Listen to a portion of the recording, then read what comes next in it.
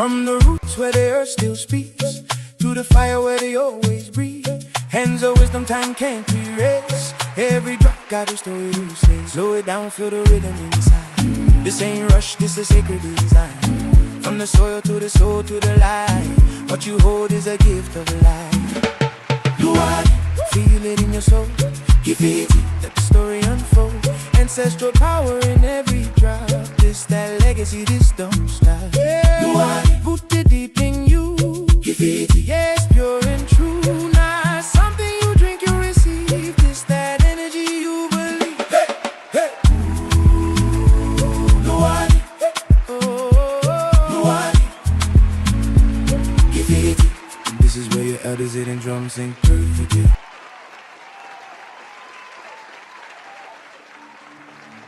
As a woman of a certain age, there comes a time when our bodies begin to speak, to shift, to change, but not about something that's ending, but about becoming more aware, more attuned, more seasoned, and more aligned with our truth. Women are opening these pages and remembering themselves. This is more than a book. This is a return, a remembrance, a chrysalis opening. Living like a menopause goddess. And this is only the beginning.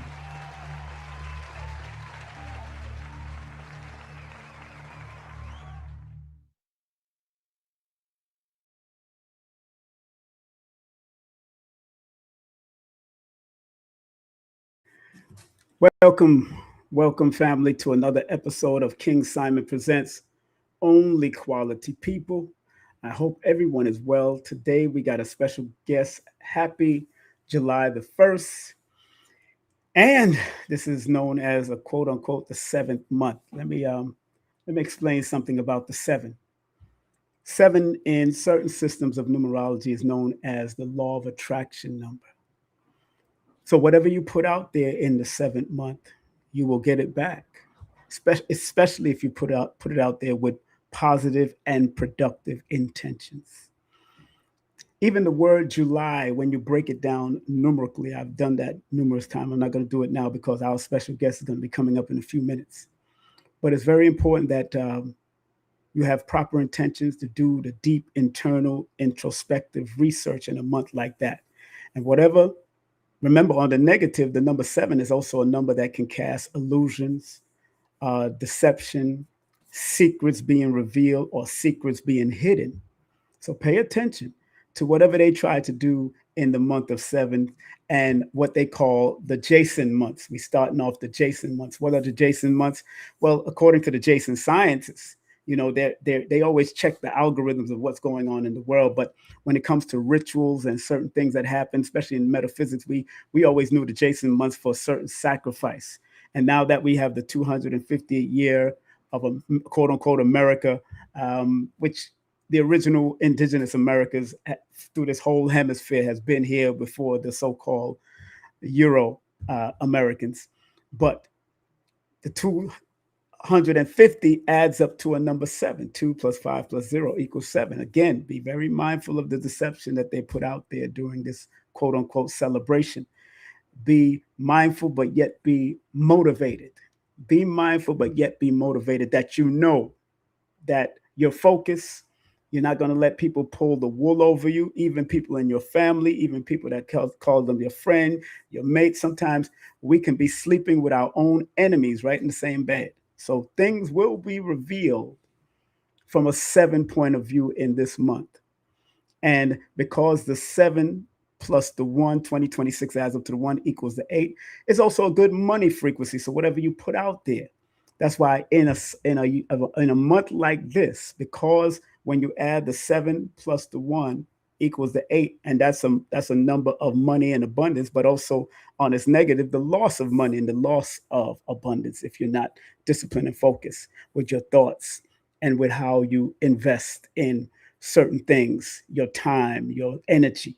So just be aware and stay focused. And remember also the 8 represents recognizing what are assets in your life and what are liabilities in your life. who are assets in your life and liabilities. And people could appear like they're assets and they're not. They could be a whole asshole and not an asset. So you got to be very careful of that. All right. Our special guest is going to be coming up in momentarily. I want to make sure I know I sent him the link. So he should have the link ready to go. And our special guest will be coming up. His name is Dr. Ali. On Facebook, he's known as Amaro Nama Taga Shi Ali. And we're going to be speaking about original and indigenous. What should it really mean to melanated people? Not just here on this side of the planet, but all over the world, all 196,940,000 square miles of the planet Earth. Also, I want to remind everybody that this coming weekend, your brother and others will be at the International African Arts Festival. Save the date.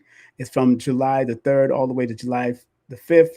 And of course, there's a heat wave going on. But hey, we was born in the heat. Don't worry about it. We are people of the sun. Just make sure you drink a lot of water, take care of yourself, and drink some mint tea that can help cool you down also. But we're going to be at the International African Arts Festival, and I'm one of the MCs. I'm not the main MC, but I am one of the MCs throughout every day. So you'll see me bouncing around and moving about. Also, I'll have some of my products. I may do a few consultation sessions, 10-minute quick consultation sessions right there. And hey, we're going to be there in the building. Don't forget that this coming Wednesday, we will be interviewing Nina Dunham. Why we choose certain individuals according to the cards. She's a top-notch international cardologist, and she will also be doing a workshop with me on July the 25th. Then on the 15th, we got Supernova Slam. The wellness warrior himself will be with us on Wednesday, July the 15th. And then his moms will be with us on Sacredness of Men and Women on July the 19th. And then Noble Ampu will make his debut appearance on my show, The Healing and Guiding Aspects of Languages, on July the 22nd. I also have other people that I'm going to be interviewing in between all of that. But just want to remind you of all of those great people that will be passing up. So we're turning it up in this month again. If you are into martial arts, I'm waiting for my guest to come in. He hasn't come in yet. If you're into martial arts, Sanukas Ryu Jiu-Jitsu Warrior Promotion is happening August the 15th over there in Fort Lauderdale, Florida. 801 Seabreeze Boulevard, Fort Lauderdale, Florida. Fruits and refreshment will be provided, and suggested donation is $35 per person. So come on out if you are into martial arts. Once again, I want to salute Zahalia, Professor Zahalia Anderson, who did a wonderful job over there in Long Beach, California. Also, Professor Walter Evans, who did a wonderful job in Clearwaters, Florida. Also, the great Grandmaster Saifullah, who did a wonderful job in Atlantic City. All the ones that I was promoting here, those are one of my sponsors. Also, enough respect to Lloyd Strayhorn. We're still waiting for Dr. Ali to come on that link and be on the backstage with us. Waiting for the brother. Let me see if he's texting me now. Okay, so yeah, he just found the link. So I'm going to make sure y'all support Lloyd Strayhorn all the time. You know, Lloyd is the Baba, man, and I'm going to be on his show. He's going to be on my show momentarily. Big up to my son, Green Studio NYC. We're waiting for Ali Muhammad. We used to call him Ali, a.k.a. formerly known as Ali Muhammad, but Dr. Ali, brother Amaro. He's going to be coming on momentarily. We're waiting for him right now. Also, support the legacy of Nicholas Brooklyn, Nicholas Cultural. That's the website on the bottom, and that's the number over there on your right. That's 858-4400. You could also produce events over there if you would like to. And big up to the Coquito Queen, the whole crew of the Coquito family. This is a plant-based thing that she will be also working with me, as we're going to be doing a workshop at Mint Porch. I was over there today, Mint Porch Cafe. Big up to Isra and Tiffany. And remember, we're going to be doing the Applicable Esoteric Alignment Workshop, featuring Brother Lorenzo Sanford, international astrologer, author, integrated frequency teacher, and musical composer. Nina Dunham, internationally known cardiologist and author, and of course, yours sincerely, internationally known, award-winning Brother King Simon for Numerovation, founder of Numerovation, motivating you with your numbers. You know what it is.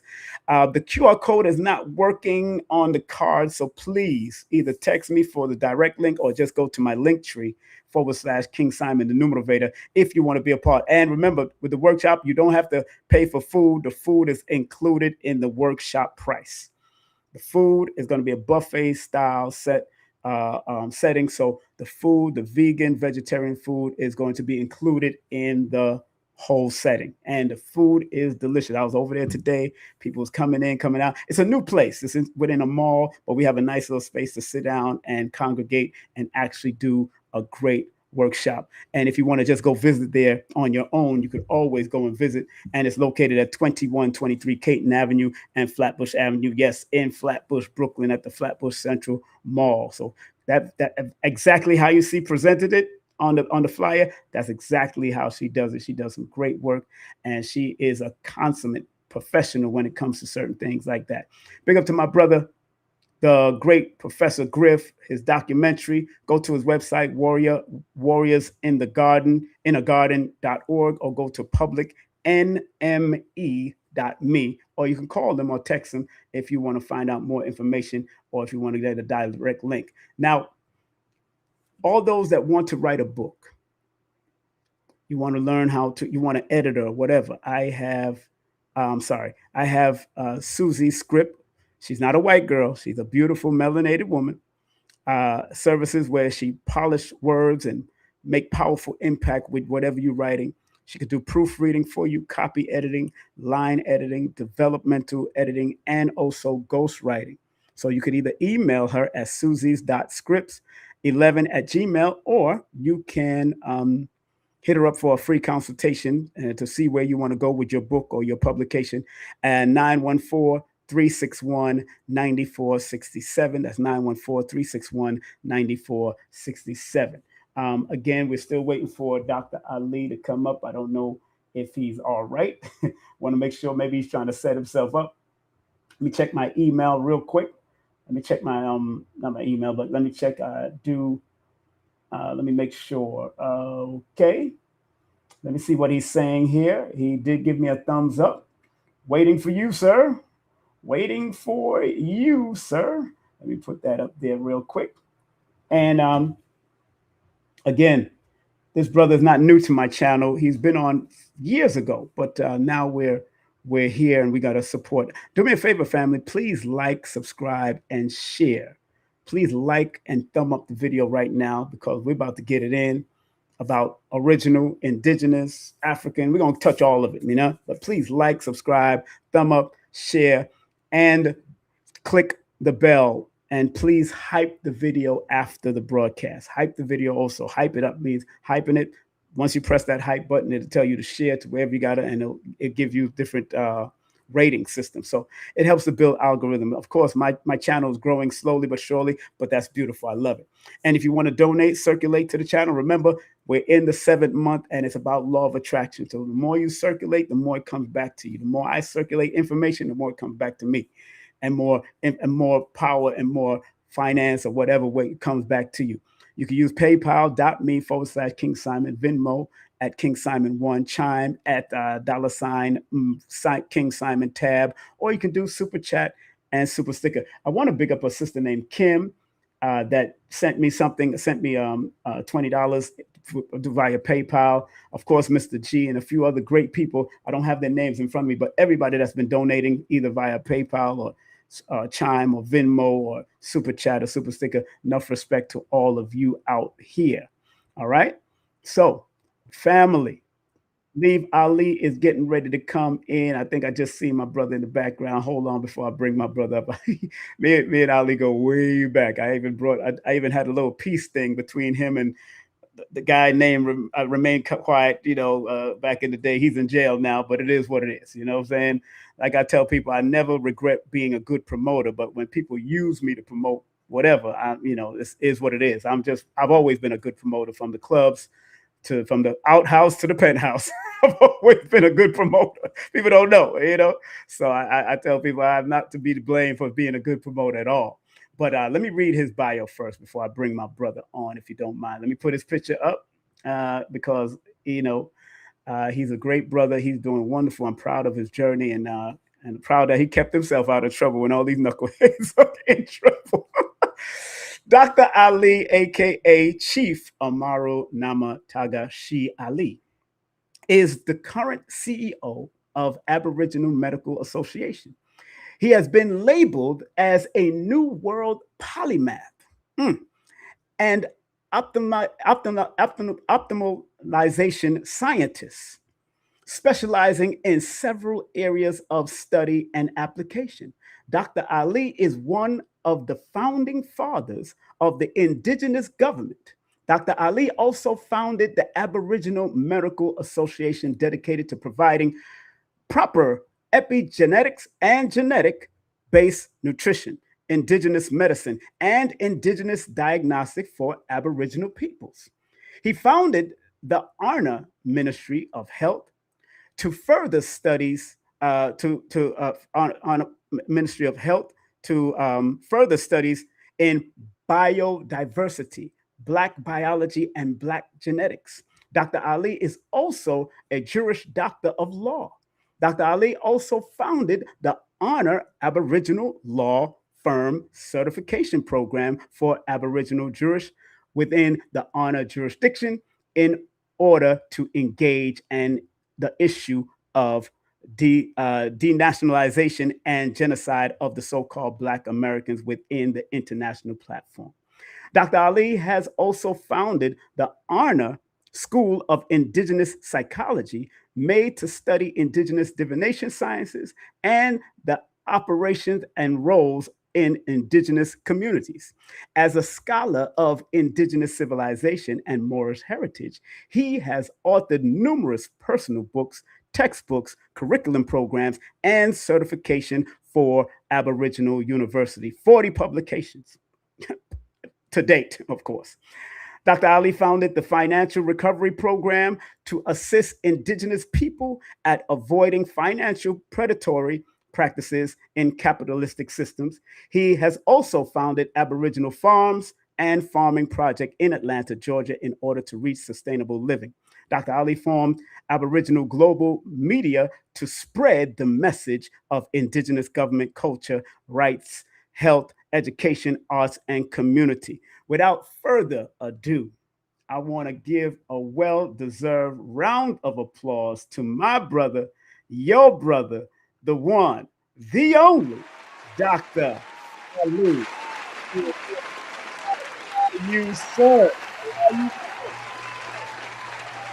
can't hear you. They, I can't hear you. Can you hear me? I can hear you now, my brother. How you doing, my brother? I am awesome, brother. How are you? Long time no see, sir. Indeed, brother. Thank you for having me, brother. Of course, brother. Come on now. We never had no problems, you know, although you cussed me out about polite. It's all good. It's all good, brother.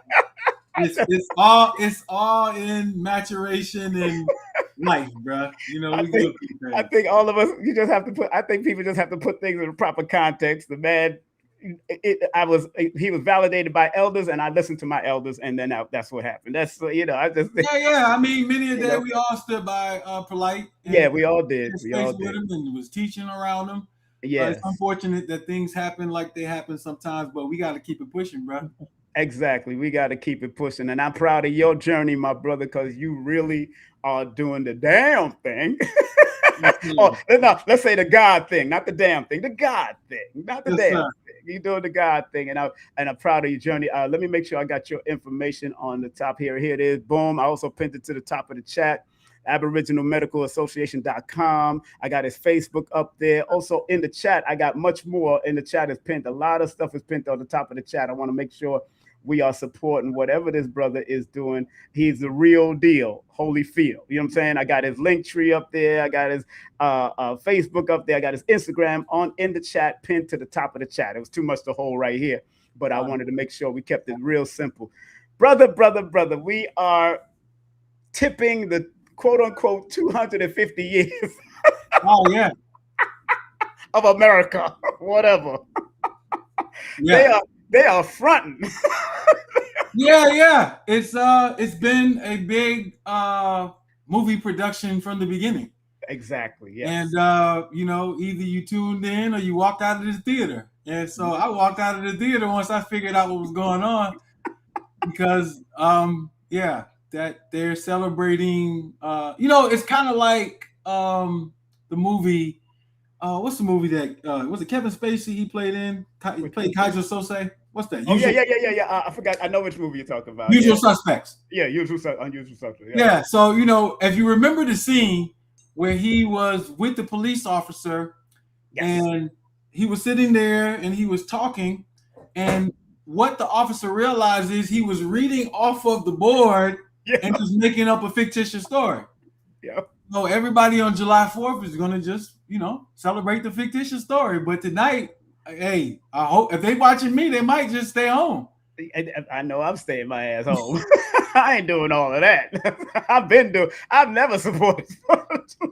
Yeah. So, and and that came from being raised in a Jamaican family with the reggae. There you go. You had culture, bro. Yeah, the culture, and the Cuban family, and we just they hated Fidel, and my grand uncle was the chef for Fidel, who didn't hate him. So who cooked for him during the revolution.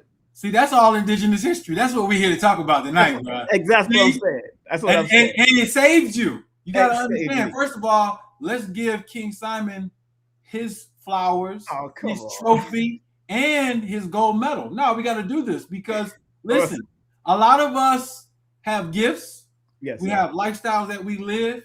Yes, sir. And what our people have to realize is we do this strictly from the heart. You don't have to be on here right now doing. You could be doing other stuff that you do that brings you wealth that you are very experienced in. So a lot of times the appreciation factor is not where it needs to be. And so I want to give you your appreciation. Oh man, having me here before people still and having so many other brothers and sisters that you have elevated to the presence of the community so that we can all win. So and some went beyond me, and I was cool with that, man. I guess misnomer the Aquarius. I just out of like Spock said, the needs of the many outweigh the needs of the one, and that's always been my spirit. That's why I used to watch Star Trek for them good quotes. Right. I watched it, and it always triggered me. And this subject today was very important because I've been watching you on Facebook, those clips that you've been putting up there, and I was like, okay. Yeah. I'm taking some of the young people. Y'all want to use TikTok? Listen, we here. All right, I'm gonna create me a TikTok page. I know, and jump in with y'all. Just so that our presence is felt because they need it. It's a refining mechanism to help them improve research because it can get wild and messy.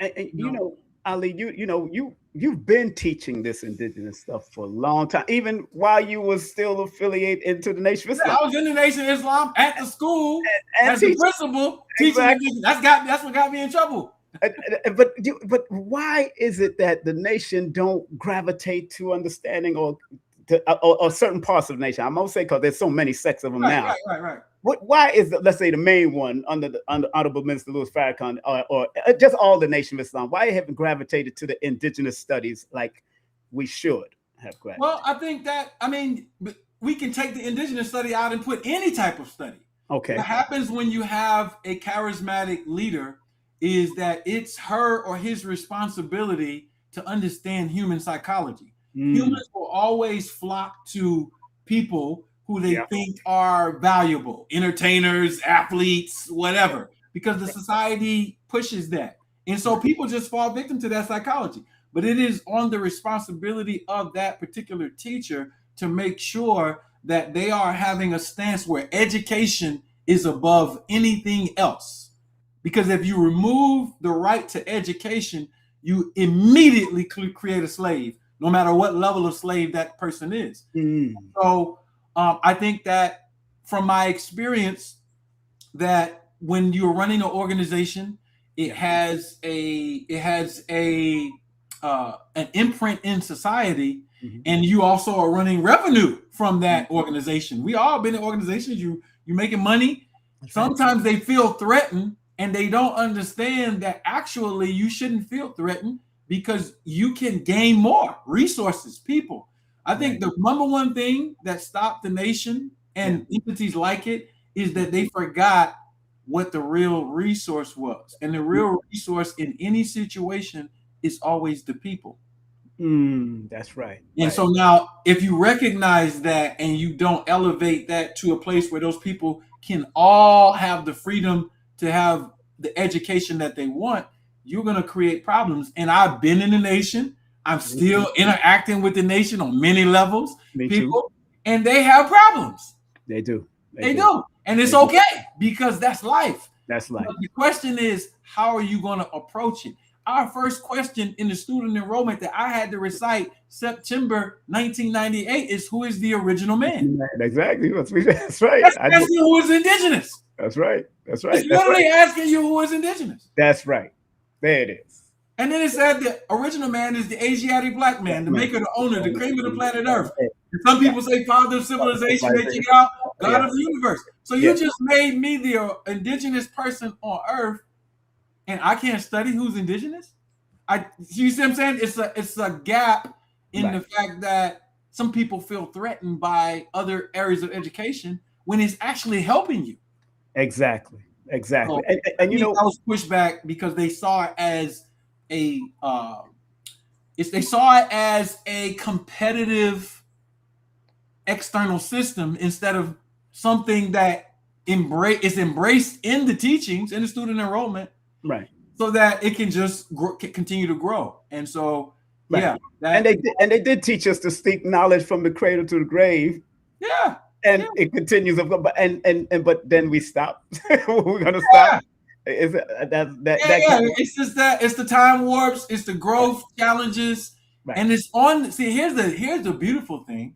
Yeah, on the duty of the people in the ranks to politely, in a civilized way, challenge the leadership, but not challenge the leadership in the sense of trying to sit them down or overthrow.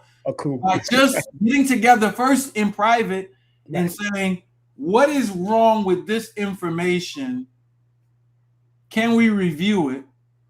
We have scholars. I mean, anybody who was around when we put out the books, The Secret Relationship Between so-and-so and so-and-so, Blacks and Jews, volume 1, volume 2, we have some of the best scholars. They still have some of the best scholars on the planet in the nation.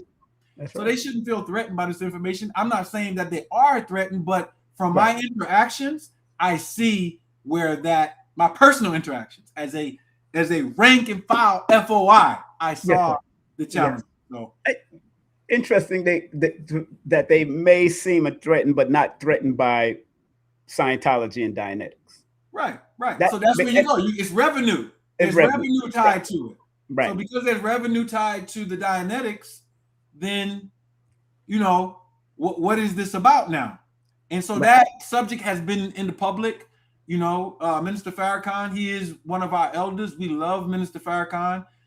Peace be upon his beautiful wife, Mother Khadija, for giving the example of what it's like to stand by a controversial figure for your whole life. All the way through. Raise children, raise grandchildren, raise great-grandchildren. So there's so much beauty in the Nation of Islam in our community.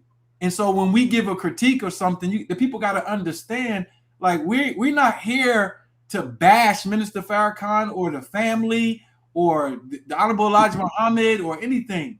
We are human beings concerned with our ethnic group. And if you don't understand what that means that I don't care where you're from. Your family could have came. Minister Farrakhan's family is from the Caribbean. Yeah. He's living his whole life amongst Black Americans in this part. That's right. So he's one of us now. That's right. Some people might say, "Oh, he's a tether. I'm not trying to hear that, bro. Yeah, once you're amongst us, and that's important to the subject. That's important. We get later to a large population of indigenous people, and then you have some Africans coming here, some Black Europeans coming here. You have different groups of Moors coming, and it does not displace what was here. That's exactly. And so that is the secret of the 250th anniversary. The secret of the United States is America is from 1776 to 2026. If we gave you a real test on history, 99.9% of the people will fail, including the anthropologists and the historians. So where does that leave the country? It leaves it in the hands of whoever began to shape and move us away from the true identity of what American history is about to something that they wanted to run, which is a movie script. And that's what we're here to talk about. Man, you know who we got in the building. Dr. Ali is in the motherfucker. Listen, the first thing that I share is going to be so controversial. Yes, sir. That it raises your eyebrow to say, okay, either this dude is absolutely crazy, right, or he's showing us, this is the most important thing. I don't need to show you the truth. I need to show you how and the process of arriving at truth. Right. Because if I show you how to research well, you don't need me. You're going to know how to vet things. And right, that is more important than me telling you that July the 4th has nothing to do with American history. Because originally it doesn't. The Declaration of Independence wasn't signed on July 4th, even though you believe that. It was. Right, all right. So now, and Thomas Jefferson ain't have nothing to do with that day, even though you believe that. See, this is on the Library of Congress's website. This is in books. This is there. And all we have to do is have this beautiful conversation. That's why I'm so glad that you considered me to come on the panel, because now we get to open up a vast conversation before the 4th of July. What is this really all about? Hey, whenever you're ready to start, brother. Let's go. Yo, all right, let him know when I can share screen and I'll make it happen. Yeah. I'm gonna pull my first source up. Let me find it. Source up. You know how they say. Oh yeah, you gotta source up now. I ain't gonna come in here and let them chop my head off, because I know how to. Hey, look, one thing I can say is that we have improved our study. Like our people have been, the internet changed things, bro. Yes, sir. It changed things. So now I'm going to quote from a book. It's George Washington, a Biography, Volume 2. All right, and it's by Douglas Southall Freeman. So I have the link up here now. I mean, it's showing on my screen. Do I need to send you a link or something? You might have, let me see if I can share it though. You got to. Did you share screen on your computer? Okay, let me see. Yeah, you got to share screen. Let's see if I can share. I see a share. Yeah, share. Yep, screen share. All okay, right. Here we go. There we go. Hold on. All right. Yes. They said you. Yes, there it is, my brother. Let's go. All right. So now I'm gonna blow this up. Yes. I gave you the. I'm gonna blow this up. Mm-hmm. And this is a discussion. I'm gonna start down here. This is a discussion on George Washington. Yes, sir. And they're trying to figure out the leaders from Great Britain in 1756 are trying to figure out who this man is, because they're describing him in a certain way. So I'm going to start down here where it says right here in this section. Okay. All right. The only officer who was known to Lord Loudoun's informants. Now he's from Great Britain and he's coming over here, and they're trying to figure out who Colonel Washington is. All right. As in any way answering to this description was Colonel Washington. Mm-hmm. He was single. He had an aide. He was to share in the next march to the Ohio. Mm-hmm. As it chanced, Lord Loudoun had close at hand Captain David Kennedy, who had seen Washington in New York in March of 1756. Mm-hmm. So let's see what he describes him as. Check this out. When Colonel was returning from visit to General Shirley in Boston, Loudoun consequently asked Kennedy for a description of the Virginian. Washington, said the captain, was a man about 6 feet high, of black complexion, black hair, which he then wore in a bag, looks like a foreigner, a strong man. Kennedy remembered Washington's companions, Mercer and Stewart, and recalled that Washington's uniform was blue, faced with red and lace. So now let's read this last paragraph right here, because they got, I'm reading parts, but they have 4 different people who were given the same description, that he was black, kind of tall for the time because the average height at this time was about 5'3". So and what book is this, Ali? This is George Washington, a biography. Okay, I got it. Right. Volume 2. Okay. By Douglas Southall Freeman. Okay. All right. So let's read this next paragraph. Loudon was not sufficiently impressed by this to order Washington's arrest, but he was eager, no doubt, to see the man who perhaps in some vengeful, incredible madness had turned traitor. Mm-hmm. So now remember the context. You have Great Britain, right, who is basically empire. Mm-hmm. And you have British subjects. So you have Lord Loudon coming over from Great Britain to say, who is this man? They fomenting this revolt against Great Britain. Who is this dude? All right. So they're looking for him. When the colonel at length stood before the general, Loudon must have observed at once how far Washington failed to fit Kennedy's description. With brown, not black hair, in his 20s and not 38, having none of the foreigner in his countenance, and pocket mark besides, which certainly would have been observed if Washington had been the officer Van Horn had seen in Philadelphia. Washington was eliminated. Pierre Fidel continued to be a mystery. So now let me tell you who Pierre Fidel is. Okay. Let me stop the screen share because there are other things in here, but they're repeating that he was tall and dark. Matter of fact, hold on, let me just show you so you don't believe me. Hey, brother, you doing your thing, brother. All right, let me show you so people don't believe me. But if you go over, they're going to ask other people what he looked like. Okay. Sir Charles immediately notified Lord Loudon. Share screen again. All right, let me share screen again. Share screen again because you took it down. Oh, my bad. All right, so yeah, let me share it again. Yeah. I just want to show you that multiple people are saying the same thing about this individual. All right? It's not just one person. This book is giving testimony that everybody's saying he's black. Sir Charles immediately notified Lord Loudon, who went the same evening with Colonel Stanwix to the governor's quarters to interview Van Horn. Right. The merchant repeated his story. With some difficulty and much persuasion, Loudon won Van Horn's promise to go back to Philadelphia with Colonel Stanwix. The colonel was ordered to arrest the suspect if Van Horn pointed him out and to secure all his papers. Van Horn's description was fairly specific and might be useful. The man who inquired about the letter was tall, dark, with a red coat and a sword, appeared to be a stranger. So now, who is this dark-skinned George Washington and who is Pierre Fidel? Let me stop the screen so I can come to you and just talk to you. Pierre Fidel was a French spy.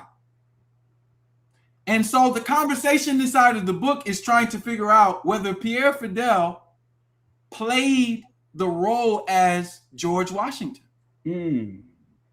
Now, the reason why this is important is tremendous. And this goes back to the fact that when you look at I wrote a whole book on this. Matter of fact, let me show you this cover so you can see the angle I'm about to go to, because some people are going to say, wait a minute, bro. What?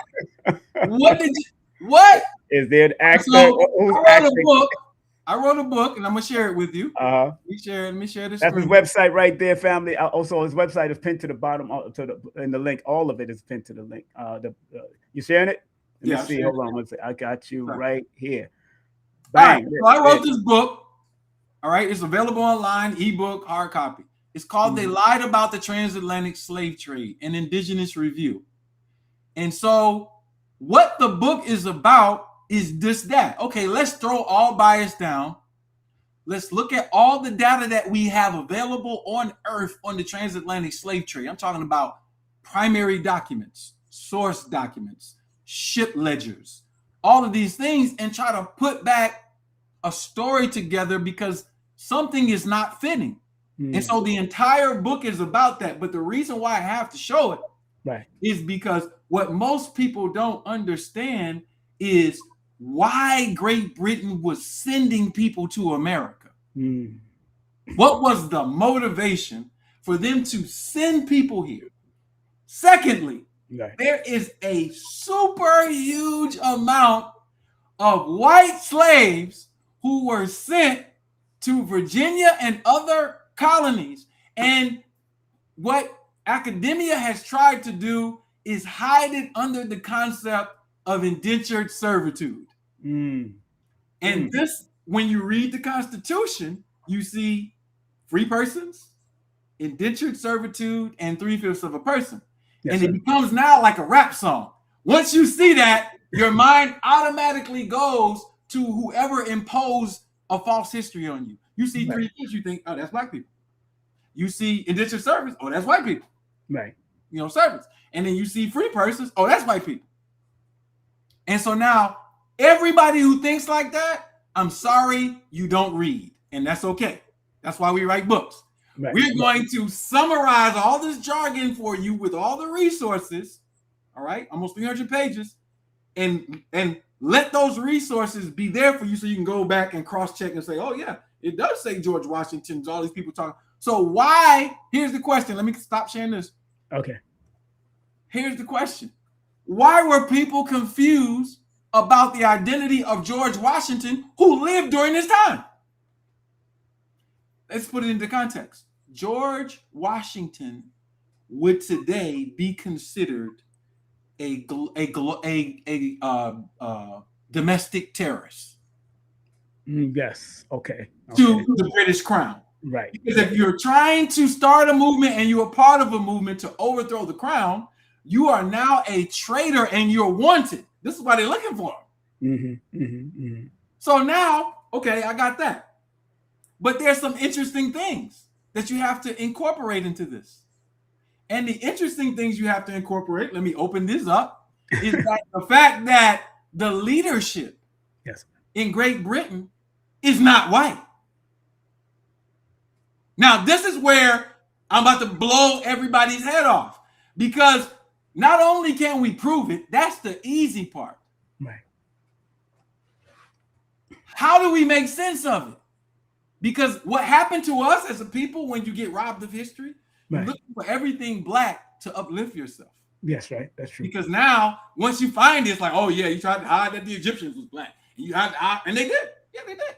Right. But that don't mean that Egyptians weren't doing some foul shit. Or that's stuff. True. It doesn't mean that they weren't doing foul stuff. So when you got these things where we start set tripping. So now, yes, if you Pan-African and you Moors, every time a Pan-African thinks about a Moor, he a op. And every time the Moor is thinking about, bro, you cannot diffuse history through that lens. That's right. That's immature. That's our current beef that we created since Noble Drew Ali, the Messenger, and Garvey. And you can't superimpose that onto history, bro. So that does happen. So I'm telling you the things you got to throw away so you can see. All right, Ali, how did J.A. Rogers do with his presentations a lot? Because he always said there was British black folks. He was always saying that there was a rulership in there. He been saying because he was looking at primary documents. Exactly. Okay. And so now he's bringing this to the attention of the people, and the people are like, oh, yeah, you know, ancient and modern Britons and Jeremiah, they're getting it, but they're not getting it. The nobles. Right. And so now, if I tell you King George III, George II, King George I, Queen Anne, all these people are black people, just like that's on this live right now. You're going to be like, wait a minute, bro, this is not making sense. It shouldn't make sense right now because you believe the lie. So let me pull up some more stuff so that we can elevate ourselves to the point of understanding that this is a real thing. And I see why you're going to TikTok, brother, because you're trying to get these young people. I'm trying to get the young folk, bro, because you already know what's going on over there. I know, bro. I know. Yeah, you already know what's going on over there. Bro, they don't have a clue, but they got access to a lot of information. Yes, they do. Share your screen. You ain't shared yet. Yeah. I'm pulling up my little slide. Yeah. Hold on, let me get my family. Make sure y'all support Dr. Ali. His links are pinned to the top of the chat. All the links. I got only 2 of them here because there's much more. But I want y'all to support. I see everybody in the chat. Big up to Queen Alicia. Big up to Alicia in the building. What's up, Alicia? Neat. What's going on, sister? Yeah, she's part of the family too. Knowing her for years. Everybody that's coming in. Big up to y'all. You know, Dr. Ali. Oh, here we come. I see you. Dr. Ali come from the seats. Hold on. Here we go. Bang. All right. Now let's play a little bit. Yes, sir. Because we have to do it very gently for the minds that would be confused about what they're looking at. Look at this. All right, so you're looking at coinage. Yes. This is, in study, this is called numismatics. It's one of the things that they use for deception, and it's one of the things that you can use for primary resources. So just showing a coin is not the thing that is supported, because there's whole videos online. You can go on YouTube and look up fake numismatics, and you're going to see how they fake these coins. Okay, but we're comparing coins that are within less than a 30-year period, dealing with the same ruler. All right, so the top coin, you see Barbados have a penny. Why is Barbados on the coin? Because Barbados was a British colony. Yes, that's right. Just like, the 13 colonies are. British is an empire. Britain is an empire. That's right. And then you have a man on the left with the crown of Wales. And then you have Poseidon and Poseidon on the back. This is important to two things. First, it's important to the nobility being black. Right. Then it's important to everybody who believes Greek and Roman history as you have it now. You don't know what you're looking at. Thirdly, you see a date here, and let's zoom in so you can see it real good. So you won't think that I'm making this up. You see J792. That is not a 1. And that's not a 1. Oh, whoa, that's not a 1. You want to make sure that you understand it's not a 1? That's a 1. That's a 1. Okay. This is what? A J. And I have over 30 coins in my book to help you understand that that's a J. Before it was a J, before 1548, it was an I. So the year is actually 792, the era of Jesus. When it was an I, it was whatever, the era of Eosis. Right. Now, ask yourself a question. What does this have to do with Poseidon in Greece? Everything. Because now, when you look at the Gregorian calendar date, you must understand, prior to 1548, no one had a 1 for 14 anything, 13 anything, 12 anything, 11 anything. No one had a 1 on any primary document. And the reason why you need to know that is because this creates a chain of custody of people dating systems correctly, according to their tradition. Not saying the calendar is correct, but they've been doing it for that long. Okay. This also breaks up a whole misunderstanding of history when it comes to the Greek Orthodox Church and the Catholic Church. The Catholic Church separated for a reason. Yes. And when they separated, I'm going to put this in quotations right now because we'll come back to it. They created the modern Jesus. That's why you believe somebody is 2,000 years ago. These people who were Christians, these people are Christians. This is a Christian black king over Great Britain and an emperor at this point. And he has this calendar J792. At this time in 1820, you can look it up. King George III had dementia and other family members were running the crown. But they look at the face. Right. This is a white man. So how do you go from black to white in 30 years? But this also explains why they're saying George Washington is black as well. Okay. And this also explains, and this is so important, we believe that white people just jumped out of Europe, came over to the Americas, stomped on indigenous people, took over South Carolina, North Carolina, Virginia, New Jersey, Pennsylvania. Bruh, they tell you they got here in 1492. Right. That's what they tell you. By the time 1609 in Virginia come, bro, that's 100 years. It took y'all 100 years to create a little village in Virginia. Then it took y'all another 200 years to get to the point where y'all can say Star Spangled Banner, the song that you're singing for 4th of July. It was a very slow process. And the reason why it's slow process is because of the resistance. They couldn't take over. They didn't have the technology. They didn't have the armies. They didn't have the anything. They weren't prepared. So I wanted to show you this. And hold on, stick.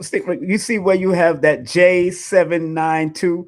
Yes. So we could have been assuming that it's 1792 all this time, when it was First of all, in real history, there's no such thing as a 1792. Damn. It don't even exist until after the War of 1812.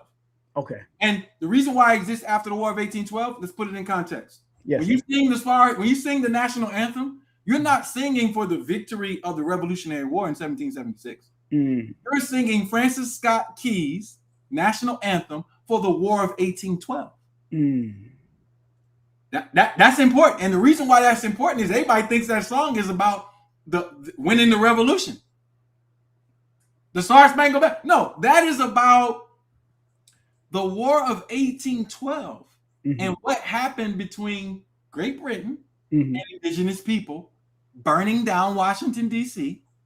Right? There was nobody. The president at that time was not even in the White House. That's important for people to understand. Wow. And what's more important to understand as we get into it, they didn't even build Washington, D.C. It was already here. Now, that's a hurt piece for people. I promise you, I have so much truth on this point. It's just ridiculous. And I've been sharing it with the public. But there was never a 1792 in the United States of America. We look back after retroactive history and believe in the 1792 because that's the calendar that we're using. Right. All right. So I got that down. Now let me go to some history that you need to understand about Europe and why these people were coming here. First of all, 30 Years' War, 80 Years' War. This is the 1600s. And the 30 Years' War and the 80 Years' War came to a conclusion at a treaty called Westphalia. What was happening in Europe? They were running out of food.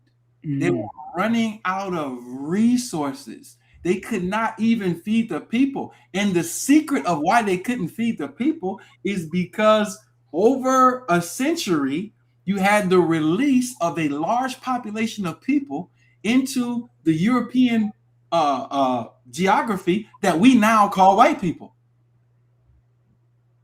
Europe was inhabited by indigenous Black Europeans. Right. That's right. A Black nobility.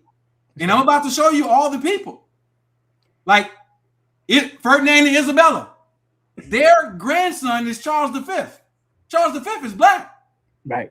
So Ferdinand and Isabella, the ones who allegedly paid Columbus to come here, were two Black leaders in Spain. This is going to shift. Now I'm going to help you understand things because we're about to get to that one point that's going to switch everything. Ali, what's so funny? I took the African ancestry.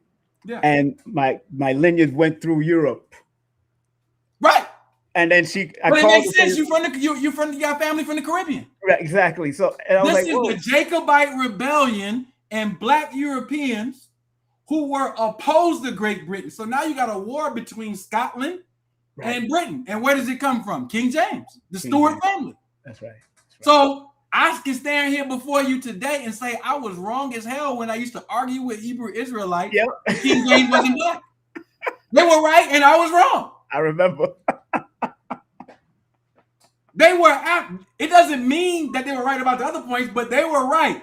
The Stuart family is a Black Scottish family. Right. And the Jacobite rebellion was about the Black people in Great Britain sending the Jacobites into Jamaica, into Cuba, into Haiti, into all St. Martinique, all the Caribbean, into Virginia. These were Black Europeans. This is why you have scholars now saying our surnames weren't all slave names. That part. Because now we have access to it now. I'm about to show you these things now. Yeah, my last name is Brown, and I know it comes from another. Yeah, it's no way your name is from white people. Crazy. It's literally no way. So now, just on that topic, I want to help because I want to, every time I say something, I want to be able to give you resources so you can continue your study. And I want you to be able to, I want you to see how they did what they did. So what I'm going to do now, go ahead. When I was younger, my aunt, she was the historian for the family. She kept on saying, yo, your family's Arawak and Maroon, Arawak, Maroon. She kept on saying that all the time in my ear. And I kept on, and then, with the Tainos and everybody, there was a whole mixture going on. Arawak was spoken from Jamaica through Cuba into Florida, into South Carolina, all throughout this area. And so now we gotta just do the history, do the knowledge. But check this out. This is what because I gotta go back to why did they send these people here? The Jacobites were Black Europeans. Some of them had a very high affiliation to Moors in West Africa. We can't. Somebody just said King James was Shea. I get strange. I guess they're trying to say he was homosexuality. Good. Okay, we got Black homosexuals. I ain't talking about that. I'm just talking about ethnic identity right now. So I don't care if he was. I mean, there's evidence that he was. All right. I mean, we got Black gay people now. Yes, we do. And so that's the romanticizing of history, though. Again, right. We think that Black in history means righteous or something. You know what I mean? It doesn't even mean that today. It never meant that. It never meant it. Right? It never meant. We have this thing because we were taught certain things. So it's like, oh, yeah, we got to fit. Black means in our original state, we all are. Okay. So from your medical studies and your biological studies, where did homosexuality originate? I mean, we're going now. That's a whole nother can of worms. But where did that? I think from looking at the record, I want to put this in the right context. Because some say India. Some say in India. That's where I'm going, because it's an Aryan phenomena that crept up into what was Minoan, Mycenaean civilizations. Right. And so the oldest artwork depicting homosexuality does come from India. That's the oldest place. We don't have anything older than that right now. If they find something later, that's cool. But India, and then those Aryans came into part of what is now Minoan civilization, Mycenaean civilization, what later developed into Greece. You remember the Messager's teachers said they expelled the Indians out of. So here's the thing. Here's the thing now. Here's the thing. Go ahead. When these people are practicing this, we got to put this in context. Please. They're Black people, bro. They're Black. They are dark-skinned people. Right. Doing this.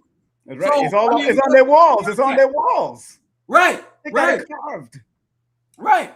All right. So, yeah, that just had to be said. I mean, later you do have Europeans, because like I said, I have all the studies to prove it. Europeans were locked up into the Balkan Mountains until around 1000 AD. Wow. They weren't doing nothing.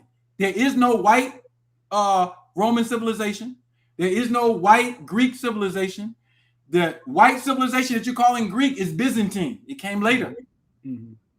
So Byzantine are Greeks. All right. So you got that going on. But I want to share this because I want to bring home this Black nobility. Then I want to explain to you why they were sending these Black people to America and how that led to a revolution. See, the revolution was never white. The 1776 revolution was literally a Black revolution. You might think I'm crazy for saying that right now, but I'm going to show you how white people took over. Go ahead. All right, so let's go back to the nobility and let's prove our point. Okay. Because my point tonight is what white people have done is recent. Yes. They have not been. All my FOI brothers, you get mad at me? White people have not been in power for 6,000 years. No. They haven't even been in power for 400 years. Literally. Right. When we get the 250th anniversary, we're getting into them telling how they came into power. So even John Henry Clark said we've always been fighting, always been battling. That's the thing we got to learn, because once we acknowledge that, right, we take out other people and we get the real history, we figure it out. We're still doing the same shit we've been doing. on this earth, causing problems amongst each other. We just happen to have other biological entities that weren't here. Right.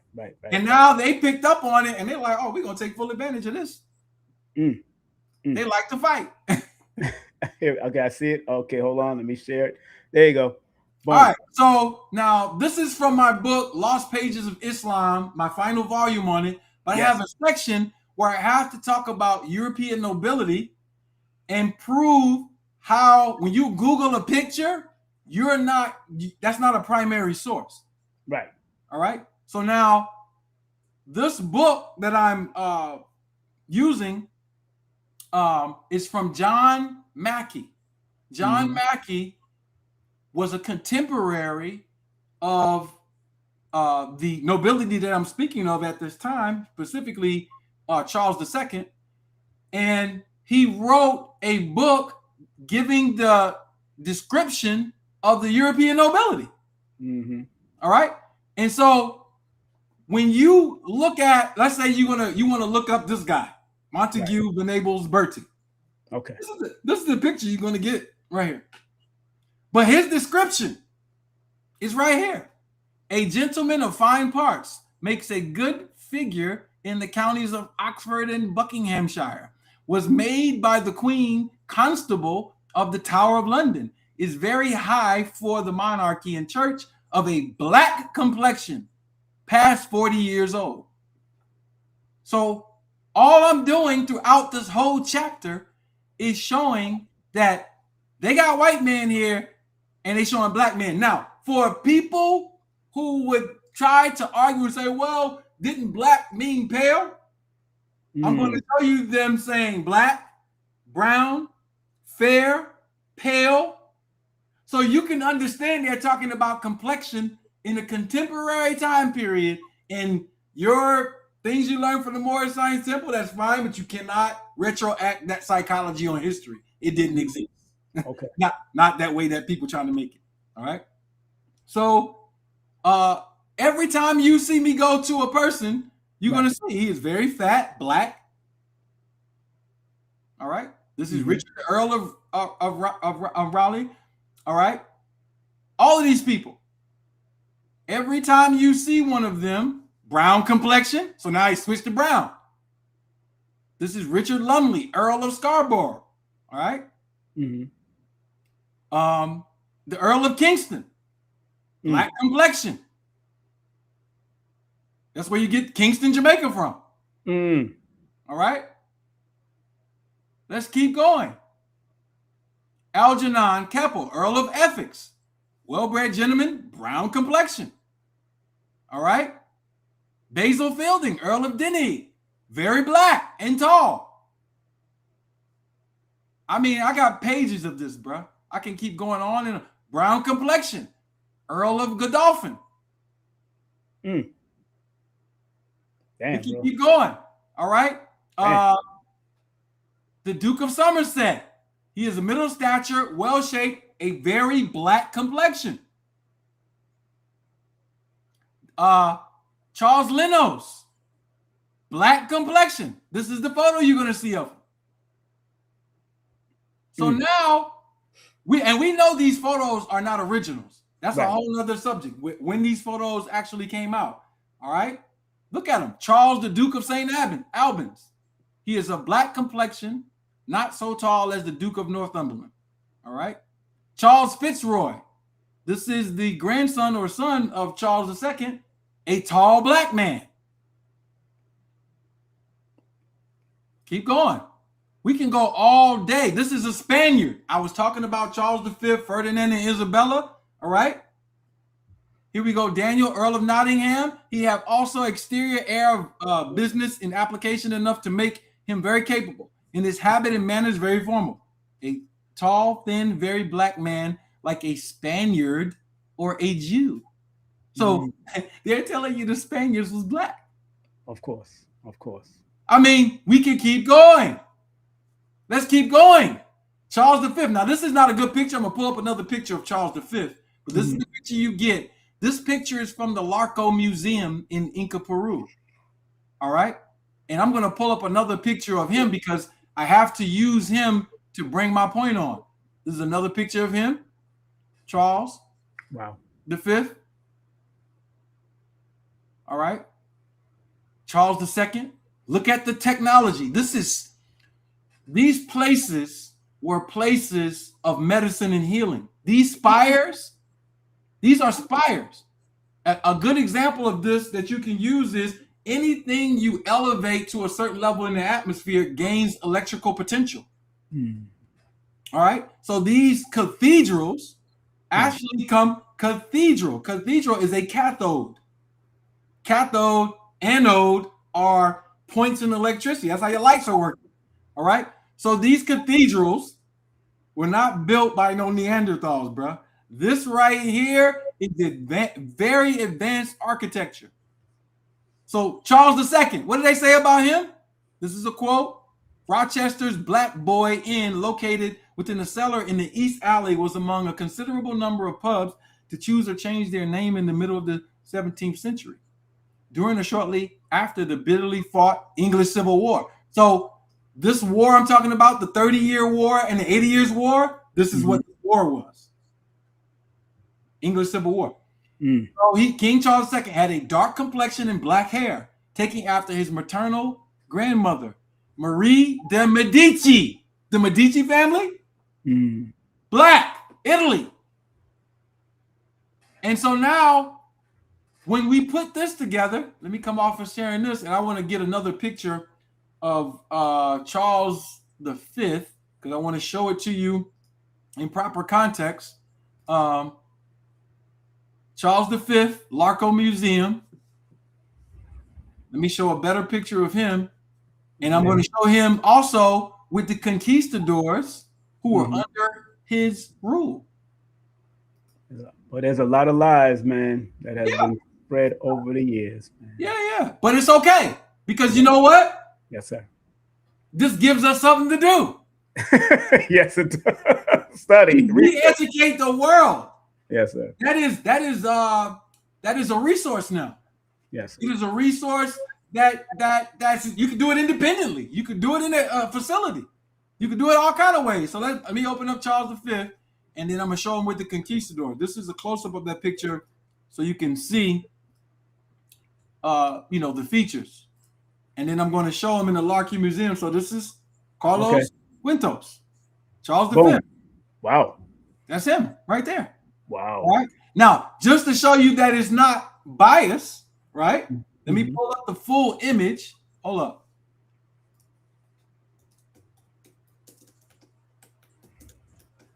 People, make sure y'all lock into Dr. Ali, man. Let me share his link. Oh, yes. And it's pinned to the top of the chat, family. Pinned to the top of the chat. All of his links to wherever you can find this brother. Go and study, go learn, go educate yourself. Join the community if you can.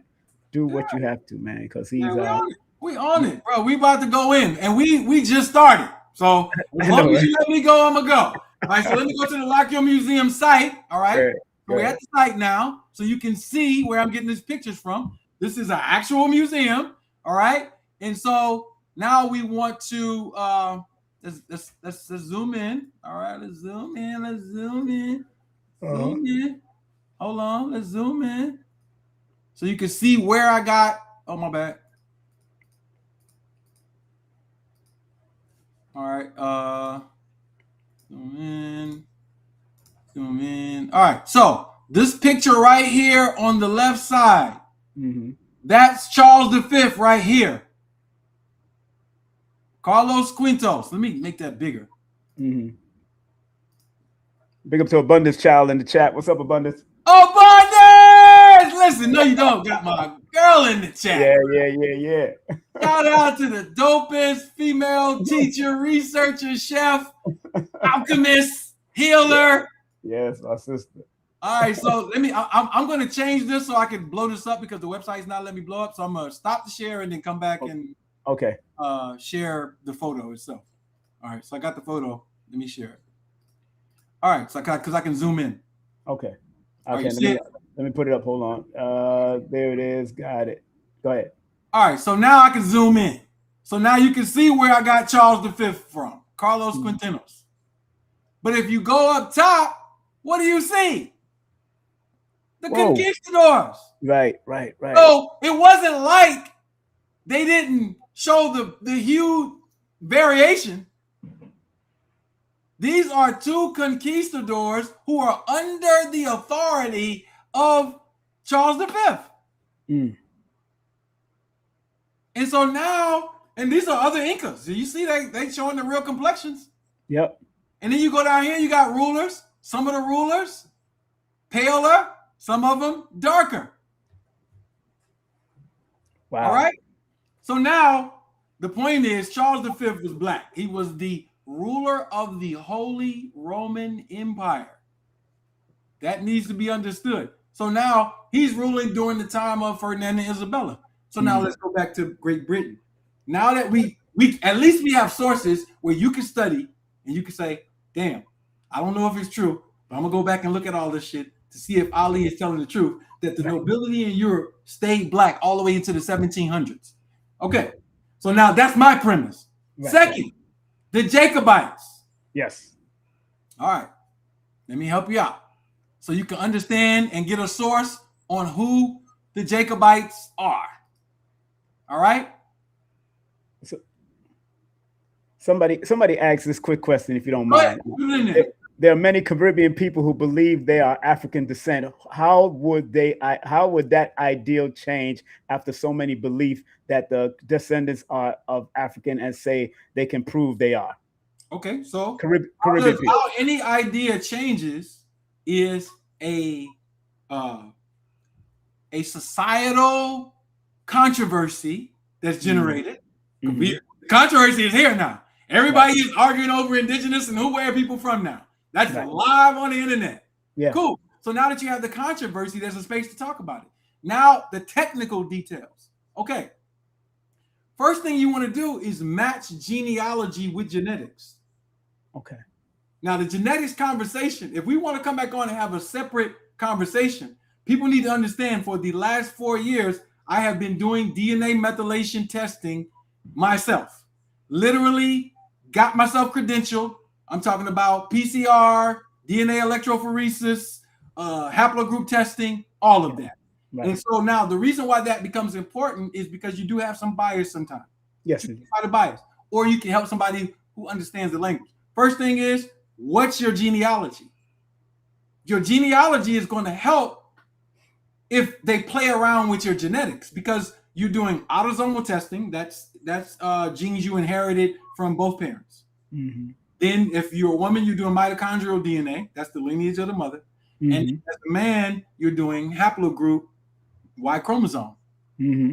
So now you can get those three and you can say, what are they? How do I know if I'm whatever percentage Malian versus some other thing? And this is where the tricks come in at, because let's say you do the genealogy and it tells you you have ancestry from Sierra Leone. Right. I don't know, whatever percentage. Right. What you need to understand is that Sierra Leone was populated by British soldiers and Americans during the late 18th century, late 1700s, after the Revolutionary War. The black people who fought on the British side, they stuck now because we lost. Right. What did they do? They went to Sierra Leone. Then the American Colonization Society created what we know of as Liberia. And so you have an influx of American genes into West Africa. So you have to be careful based on where they're saying you are getting tested at. Your genealogy, which here we can go back to the 1700s and a little bit earlier, depending on what you can grab, will tell you where your family was. And so I'll give you my example. Okay. My father's surname is Counts. This is how I know my genealogy, where I'm from. My family inhabited Columbia, South Carolina. His father's people were from Newberry, and his father's people was from around Augusta, the border of Georgia and South Carolina. So when I figured out how I got the Count surname, I was like, oh. So when the colony of Georgia was found, a group of Germans came called the Salzburgers. So my name counts that I got is actually Kuntz, and it was amongst the Salzburgers. Now the Salzburgers got with Oglethorpe, and Georgia did not practice slavery. Neither did the Salzburgers. They were Germans. They were outcasts. They were being kicked out in the 1700s too. Right. So the Yamasee and the Yuchi, right? The Yuchi tribe is where you get Geechee from, and we get that later. The Yuchi, all right, were in that area. And so when the British took over what's known as Florida now, because part of South Carolina and Georgia was Florida, these maps were different. It was Spanish Florida. When they took over a certain part, the Salzburgers and the Yuchi, who had an alliance near Augusta, they started going into Newberry and these other places. But the indigenous people took on the German name, but the Germans anglicized it. So the Germans changed their name from Kuntz to Counts. And because we were amongst them, my family took on that name. And you can research it yourself. The Salzburger never practiced slavery. So from that patrilineal line, I know my family was never slaves. And the only people in that area were the Yuchi and the Yamasee. So now I know why this came up in my genes. It's a memory. Right. Now we got to go back to Dr. Richard King, Epic Memory, and understand sometimes when you gravitate towards certain things, it's because it's information literally stored in your body, in your lineage. All right. So that's if I would have just took it and said, "Oh yeah, my last name counts," it had to be a slave name and some like we used to do in the nation. Yeah, that's an immature way of doing it. That's what we knew at the time. But now we can do genealogy. So now when you go look up the Yamasee, what do they say about the Yamasee in the congressional report from 1901? And there's another one. They tell you that the Yamasee were considered Negro. So now we got another controversy. How did these Negroes get in Florida, Georgia, and Alabama? Did they come over from Africa and then land over here? Were they already here? Without going into the controversy, when the people in South Carolina went to war with them, they went to war with Indians, who they were describing with afros and turbans and all of that. So I'm telling the people from the Caribbean or anywhere, it's the principle. Do your genealogy. Your last name is going to lead you to what happened to your people, specifically in the 1800s and the early 1800s. Yeah. And then from that, you can take the DNA, you can get on GEDmatch and do the things that you're going to do to figure out how we're related. But you also have to be careful with biased narratives. Yeah. And I'll give you my last point on this is I argued down Jabari and other people. Yeah, I know. That Albert Perry was never a slave. Albert Perry is the man who had the AOA bloodline. Yes. Right? And it was controversial because he was they tried to say he was from South Carolina. Albert Perry was not from South Carolina. He lived in the same city that I grew up in. But he came from Florida. When Florida was under Spain and there was no slavery there. He was born in Florida, and it's in the documents. I'm going to show you in a minute because I got to open it up anyway. Yes. So my point is that following your genealogy gives you geography. Then it tells you what was going on in the space. You are automatically saying Albert Perry was a slave with no Spanish records, no British records, no lineal. That is your assumption. In scholarship, we don't do that. What we don't know, we stay patient till we get the records. And so Albert Perry had a a genetic haplogroup that still to this day has never been found in Africa. AOA. They literally had to make a new designation for the lineal tree for him because the Cameroonians had another lineage. And theirs does not match Albert Perry to this day. Now, you need to understand, bro. I'm from South Carolina. You know how many Perrys I grew up around? Albert Perry had sons, grandsons, great-grandsons, great-great-grandsons. All those Perrys are walking around in South Carolina right now have that genetic pool. Ain't nobody running around to test them to try to figure out nothing. The reason they're not going to do it is because white folks know the secret that we're about to talk about. We don't know. So this history, the reason why I pointed out George Washington being black is because the Jacobites, who I'm about to share, that's what I was supposed to be doing. Let me get back on my let's get back up. I know. The Jacobites were black Europeans who spoke Gaelic. This is why people are saying, "Oh, the Indians was already speaking a form of English." No, it was Gaelic. They spoke it. That was their language. And the black Europeans who were here, who were Jacobites, they became the free persons of color. They were one group. This is why they were never enslaved. Why you got free persons of color already in the step by the Constitution come? What made them free? They couldn't enslave them. The reason why they couldn't enslave them is because when the British subjects were freed, it freed everybody. Wow. Because they fought for it. But let's get to the Jacobites. I'm going to tell you what the Jacobites is, then I'm going to tell you exactly what happened in 1776, 1812, and make this indigenous history something real for you. Because I can go out all day and show you the fact that you cannot find any depictions of non-black Mayans on no murals anywhere in Mexico. Nowhere. But they trying to confuse us, though. They're trying to confuse us. Yeah, they did, because they brought out Brigadier Lara, who made 40,000 fake pieces of Mayan and Aztec art and put it all through the museums. That's right. Right. There it is. There it is. There it is. So when you talk about Mayan and these types of civilizations, bro, and you look at the art that they left, you cannot divorce the art from the phenotype and the genotype. Right. You can't do it. You can't get kinky hair and locks if you don't have that copper transmitter in your hair genes. You can't get it. So the point is that we think that people were places when they weren't.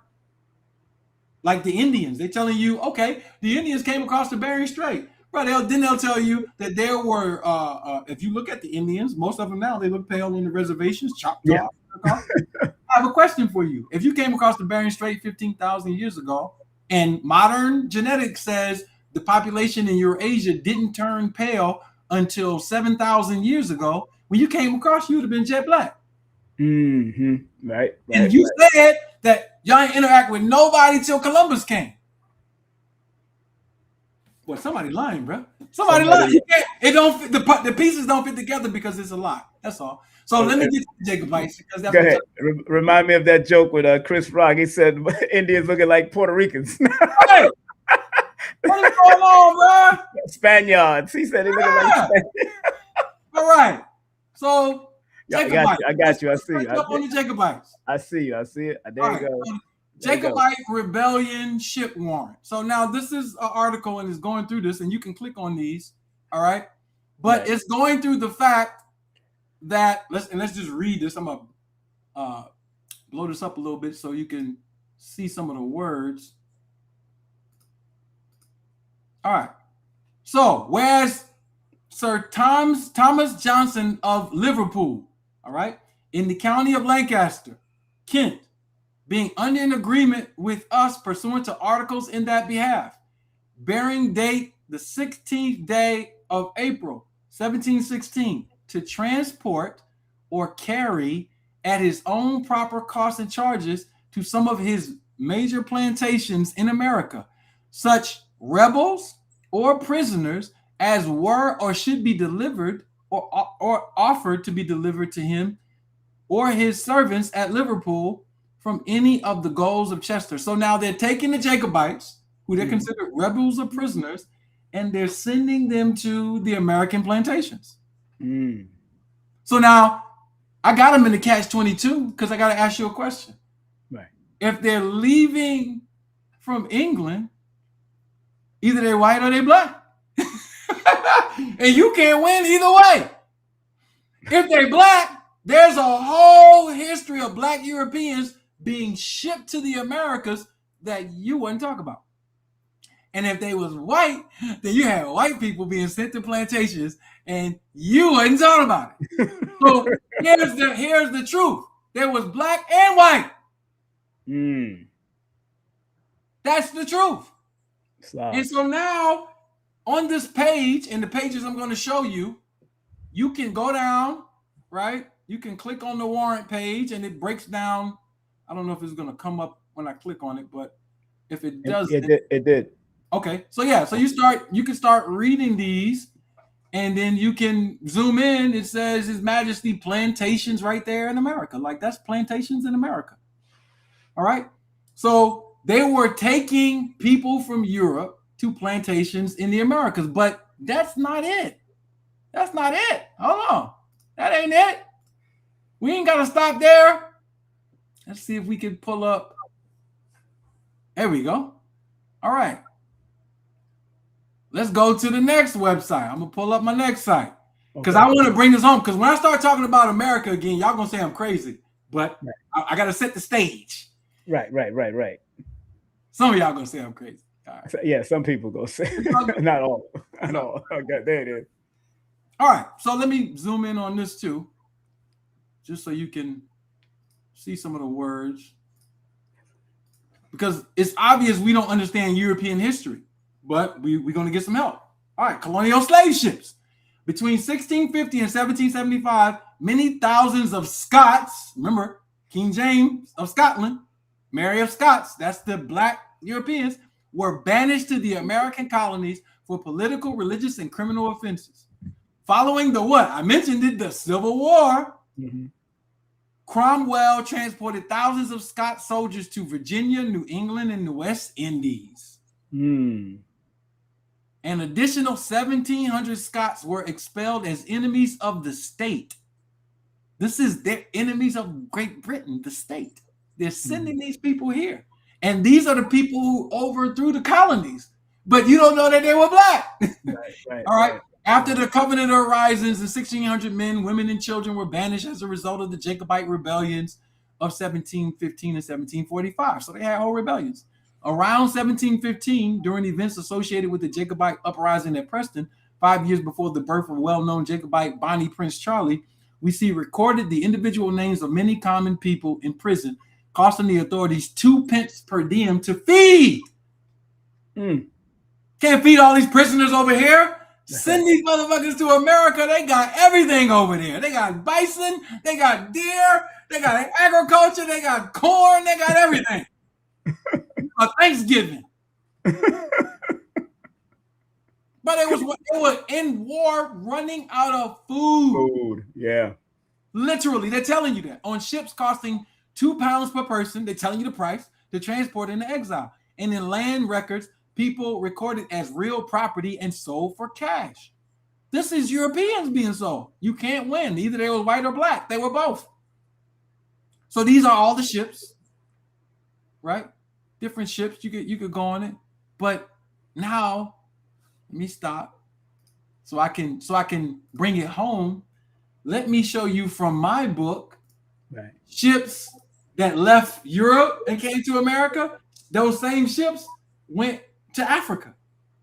So when we start talking about the various slave ships and the African what's the name of the company? I forget the name of the damn company. It's the African forget the name of it. Anyway, you got the ship manifest, and it's showing you the soldiers who were keeping the slaves. It was black, white, mulatto, all types of soldiers that were attending to the people who were prisoners on the ships. Like, you literally had black soldiers from Europe riding over to America to deliver the indentured servants and the slaves, and they was free. It's interesting. Empress Cindy asks, I know someone who saw the ship documents in an archive in St. Kitts. Are those documents fake? Say it again. What's she saying? She said she knows somebody who saw ship documents in an archive in St. Kitts. Are those documents fake? Oh, I don't know. We got to review them. You know, we don't come to no assumptions. I have no way of assessing whether they're fake or not. Because I know ships were sent certain places and back and forth and up and down. Yeah, it was a lot of that. And so you got to understand this: the transatlantic trade is more than people. It was resources. Okay. For instance, They had mulberries to help with the bubonic plague. Bro, who gave the mulberry? I mean, excuse me, not mulberries. Muscadines. Muscadines were used in treatments of the Black Plague. I showed that in my videos. They got them from America, bro. And they're from here. Right. Muscadines grow here. So they were coming here for medicine and all types of things they didn't have. All right? So they've been trading back and forth for years. They've been doing it for years. So now, matter of fact, let me show you this one thing from this slave trade book, and then I'm gonna jump into this thing. I gotta show this one thing. All right. This is the actual some ship manifest, and this is gonna help you understand this concept that is real in history, where these ships are taking Europeans, white and black, into plantations. But it explains this 250-year fake story that everybody about to go into, right. In a few days. Like it's a fake story, bro. Yes, it is. Entirely fake. And we're about to give it to you. All right, so let me find the slave. There we go. All right, so his links are right there, and it's pinned to the top of the chat. Make sure you follow Dr. Ali wherever he is and join his links. All of his links. His Instagram is in the chat. Facebook is in the chat. Of course, the Aboriginal Medical Association.com is in the chat. The Linktree is in the chat. All of that. So yeah, I appreciate you, bro. Yes, sir. We're gonna keep it moving, bro. All right, so let me share this, and then we about to jump into. All right, got you. There it is. All right, so passenger list of ships coming to North America, bibliography. This is the source. All right. And so these are ships leaving Europe. The Jeffrey and the John and Mary from London. All right. So you see the John and Mary there. Now, the reason why I'm highlighting just this is because you got the Jeffrey. This is the ship. The reason why I'm highlighting this, and let me see if I can rotate this. I can. I should be able to. All right, because you go to slavevoyages.org, which is supposed to be only ships that was shipping people from Africa. They go to the same ships. And where are they going? From Madagascar to Jamaica. This is the John and Mary that you just saw. Damn. Then the Jeffrey left London and came to Ouida, which is, West Africa. So but the point is, everybody's kind of right, but they're missing a critical and valuable point. And the critical and valuable point is, let me go down. Let's see. There we go. The critical and valuable point is in this book I just showed you. All right? Right. The original list of persons of quality, immigrants, religious exiles, political rebels, serving men sold for a term of years, apprentices, children, stolen, maidens, pressed, and others who went from Great Britain to the American plantations, 1600 to 1700. So you got their ages and everything. But then look what it says. It's from Bristol.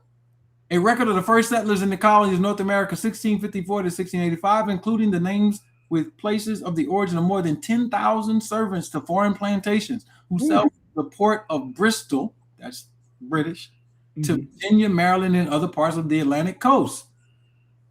All right, so we're showing you how you can get there.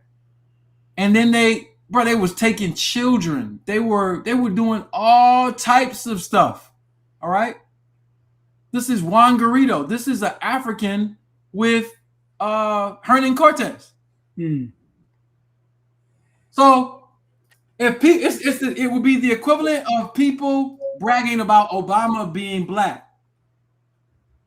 What did that mean to black people? It didn't mean not a lot, in my opinion, because Obama was a part of a hegemony, a colony. So us pointing out that these people are black is not trying to make you say they're good or bad or whatever. It's just that needs to be added in. Now, here's the important part. All right. The whole documentary on the white slave trade. But what our people need to understand is when I say that none of these Indians who you see on reservations was even nowhere around, they were nowhere around. That's hard for some of our people to get, but it's a reality, and we're about to prove it. So let me paint a picture of what I want to prove. Okay. The American homeland had an entire civilization of Black people in it. We call it the Mississippi Valley civilizations, the Creek Empire. We talk about the Yamasee, Yuchi. These are all tribes that later became the Creek Empire. These are your ancestors. They are the mound building civilizations of North America. When you look at the original data, when people first saw them and when they described them and when they talked about them, the record is very clear. Go read about the Yamasee. Ain't nobody confused. They pushed white people all the way damn near into the Atlantic Ocean with the Yamasee War. And so now we just have to ask a question as we look at the literature. Right. Why did Europeans send these people here? Because they were sending them here because they couldn't afford to keep them there, to feed them and have them as prisoners. And they were fighting some of them. So you had a Black nobility with a white slavery going on, fighting against another group of Black people in Scotland and Ireland and other people for rulership. And when those Black people lost, they had to come over on these ships too. And George Washington was one of those people. That's what I'm getting to. George Washington, the George Washington you know now, his name was Pierre Fidel. He is a French spy. And what you saw happen with the United States, this is why they tell you that there are presidents before George Washington. Yeah. They tell you that. But then you got to ask yourself, First Continental Congress, Second Continental Congress, Third Continental Congress. Let me ask you a question. Who was the first officer appointed to government in the United States? And the answer is going to be somebody from Ireland. His name was Charles Thompson. Who appointed him? He was appointed by a Black man named T.D. Shong to set up a Continental Congress so that there could be peace between the indigenous tribes and the groups who were British subjects. Charles Thompson. Mm-hmm. Who was the first signer of the Declaration of Independence? Charles Thompson and John Hancock. They tell you right now, sign your John Hancock. That's right. That's right. It's your signature. It's the most important signature in American history because it is one of the signatures that went on the Declaration of Independence. And so now I got a question for you. Mm-hmm. That's how they were able to sign the Declaration of Independence. Both of them had to join tribes. John Hancock, Karum-Daun, that's his real name, and Charles Thompson, what's his name? He had another name, it's longer. Both had Indian names or indigenous names. All this is in my literature. And so I'm giving the summary now. So here's the skinny. Charles Thompson, this is what's missing. Charles Thompson and John Hancock were Black. And who is John Hanson? You remember? John Hanson, there are two John Hansons now. That's what I thought. I heard there was two, right. Not just one, right? And this is another correction I got to make for myself. Another one. Yep. But Dick Gregory did have the wrong picture. He had a later person who was a part in the 1800s, who was a part of the group that went to Liberia, all right, with the American Colonization Society. His name was John Hanson too. He lived in the 1830s and all that period. Mm-hmm. But there was another John Hanson who was one of the presidents of the Continental Congress, a Black man. But at the time, 10 years ago, when I was looking at it, I'm looking at the photo, like, I got the photo. Like, bro, you got to improve your research. So I was wrong. So these people were Jacobites. Some of them were Catholics, whatever. And the white people, there's no other way for me to put it. White people, when they came here, bro, they were slaves, bro. They came here as slaves. They lived as slaves under a Black nobility. They came here to work farms, to produce more food and produce more resources for the Black leadership that was in Great Britain. That's what they came to do. But guess what they did? They allied with indigenous tribes and Jacobites for a rebellion that you call the American Revolutionary War. And after the Revolutionary War, there was a pact because the Revolutionary War ended. You know, you got the Treaty of Paris, you got all these treaties going on. From 1776 to 1812 is the real secret of America, because America gained its prominence after 1812. And the reason why they gained its prominence after 1812 had nothing to do with anything except one of the largest natural disasters in history. It's called the New Madrid earthquakes. They started in December of 1811, and it's the reason why anarchy broke out. So I'm going to read some of this stuff to you so you can see it, but I'm giving you the summary. Right. So white people took over the United States of America from 1812 to the Civil War. That's their period of taking over America. They didn't do it in 1492. They didn't do it in 1555. They didn't do it in 1609. They didn't do it in 1660 when the English Civil War happened. They didn't do it in 1715 during the Yamasee War. They got their ass pushed back to Charleston, damn near into the Atlantic. None of those time periods were when they didn't do it any of those times.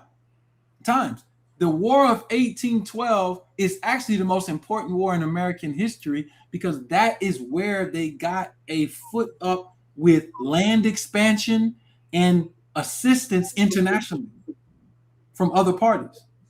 And so when you're celebrating July 4th, you need to understand what you're really celebrating is the fact that a group of people did break away from Great Britain, but it was white people, black people, indigenous people all agreeing that, okay, we got a problem here. And then some of them disagree. So I'm from the South and I got to get on my people in Haiti because they be banging on me. Listen. Why are they banging on you? They're banging on me because they're saying that America was a Haitian empire. And what I'm trying to tell them is really to read. This is a whole big thing on TikTok. Yeah. I never heard that. I think I heard it on You Said and you was defending yourself, but I was saying the fact that yes, Dessalines did free the island state of Haiti from Napoleon. I remember that. But what you're calling Louisiana was inhabited by indigenous people, our people. France never had a strong foothold except in, and this is for history's purposes, all y'all practicing Mardi Gras, y'all don't know that Mardi Gras didn't start in New Orleans. Mardi Gras started in Mobile, Alabama in 1700s because Mobile, Alabama was the place that the French wanted to take from Tuscaloosa and the Mobilian tribes. So Mardi Gras started in Mobile, Alabama, and then it migrated to Biloxi, Mississippi, and then it ended up in New Orleans. But I'm saying that to say that the Haitian people who are arguing with me didn't even know the American history. Tuscaloosa wasn't a Haitian, bro. He was a damn near 8 foot tall American Aboriginal. And you go to Alabama now, bro, you see the same brothers down there, bro. Deontay Wilder, damn near 6'8", a boxer, straight from Alabama. That gene pool is still there. That's why Alabama had the damn best football team in college football for all them years, bro. I'm talking about cornbread, bro. You used to play football too, I know. Yeah, I'm from the South. Yeah. You know what I mean? We come up in that culture. But look, where did football come from? They came amongst the Powhatan in Virginia. They was playing football. They came amongst the Lions. They was playing what was basketball, but the hoop was sideways. Okay, all right. I'm saying that to say when you talk about American culture, because a lot of Pan-Africans ask me that. Y'all don't do nothing indigenous. Bro, everything in America is indigenous. Football, basketball, cornbread. Like, bro, you can't. No, Ali, no, Haiti is not a part of America. Now, isn't all of the Caribbean islands a part of it? It is. It is a part of it, but what they were trying to do in their assumption was because the French colonized what was the Louisiana territory, which at that time was like 18 states, they had the wrong perception that the French owned all that land. It's the same way that people think when they think 13 colonies, they think the 13 states that are there now That's what they own. Nah, bro, these people living in little villages. Right. Back in the day, like Japan, they thought Japan owned all the China. Right. Hell no. So history has Right. Okay. comes with perception. Yes. And if you're not studying right, you have the wrong perception. And so I'm bigging up Haiti because Haiti was the first place these people came. Okay. And it's full of indigenous people who they're now trying to call other things. Yeah. But the problem is they're not learning the lessons of history. Y'all starting to set tripping in the new thing just like I did in the old thing. Right. The same set tripping that got us into the situation, niggas is still doing it. They don't, and this is why when I talk about indigenous movements, I don't limit it to America. I'm talking about Africa. I'm talking about the Caribbean. I'm talking about South America. I'm talking about North America. I'm talking about wherever you have indigenous peoples at on the planet, we suffered the same thing. And the reason why these people sent all these people here is they couldn't afford it. And the second thing is they wanted our land. So you go to the military land warrants. I'll type it up so you can see it real quick. Military, everybody type it up. Military land warrants. Bounty land warrants. And we're going to go and we're going to understand why these people, how these people, I'm going to use AI for this one, but I mean, you can get original resources on this. Right. But this is just brief because we're about to, shift gears. All right. So, I see it. Hold on 1 second. Go ahead. All right. So after the Revolutionary War, you had this concept called military bounty land warrants. And what was it? Certificates issued by the United States government between 1788 and 1855, granting veterans free land in the public domain as a reward for military service. While originally used to incentivize enlistment, most veterans sold their warrants to speculators rather than claiming the physical property. So warrants were issued to veterans of the Revolutionary War, the War of 1812, the Mexican War, and various Indian wars. The acts of 1847 to 1855, a series of liberalizing acts, particularly the Act of 1855, expanded eligibility to 160 acres for essentially any veteran or their widow who served at least 14 days or fought in a single battle. Instead of settling, families usually exchanged or sold their warrants for cash to third parties who then used the payment as payment to the General Land Office. All right. So now what you had from 1788 all the way to 1855 is them shipping people. Let's stop this. Shipping Europeans into the Americas to go after our land. So the entire post-American Revolutionary War, why they sent these people here, was literally to crush an empire. And once they had it done, they had to put in replacements. And who were the replacements? The replacements were the Basque of Europe. The Basque of Europe are where you get modern Native Americans from, along with the Trans-Pacific slave trade, where they were taking people from the Filipinos and these other places and bringing them into Acapulco, bringing them into parts of Mexico. And why were they bringing these people here? For cheap labor. The reason why I'm telling you this is because I'm about to say something. They were bringing these people here for cheap labor, and they were bringing these people here to steal land and resources.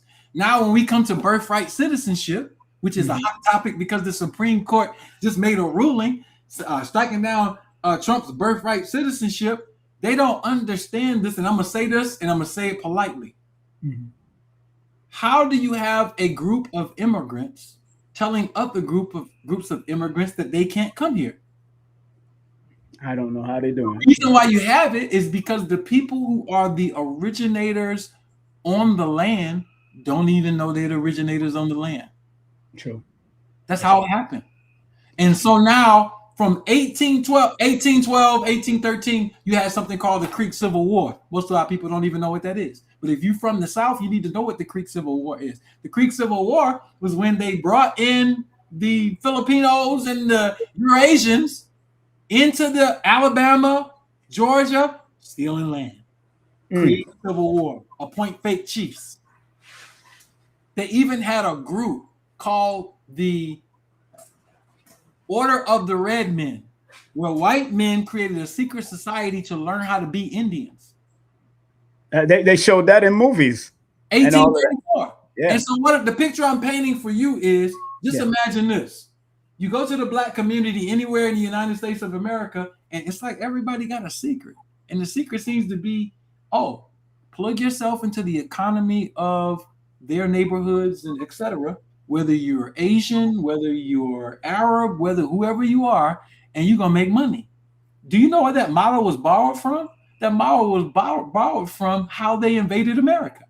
They plugged into our sugar honey iced tea and made us workers and took all the resources. So now the real Americans, not Amerigos Vespucci, that wasn't even his name.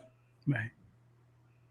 The real Americans in the Caribbean, in Mexico, in the continental United States, Panama, everywhere you go, you travel to Panama City, you look around, you see all these black people. You're like, where'd they come from, man? Every one of us has had a flipped history. So my summary, before we go into these other slides, is that we don't know our lineage and our heritage. And before you come to a conclusion, I'm not asking you to agree with me. What I'm saying is we have an assignment. And I think I'll just use this. Some people might call me spooky. I think it's a cosmic assignment.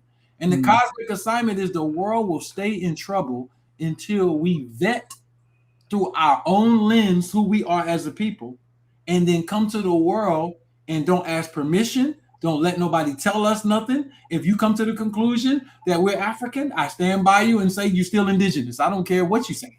Right. You claim you're still indigenous. Right. You're still indigenous. You got something to stand for. If you come to the conclusion that your family is Creek or Yamasee, okay, go. You got something to stand for. You know, you understand what has happened.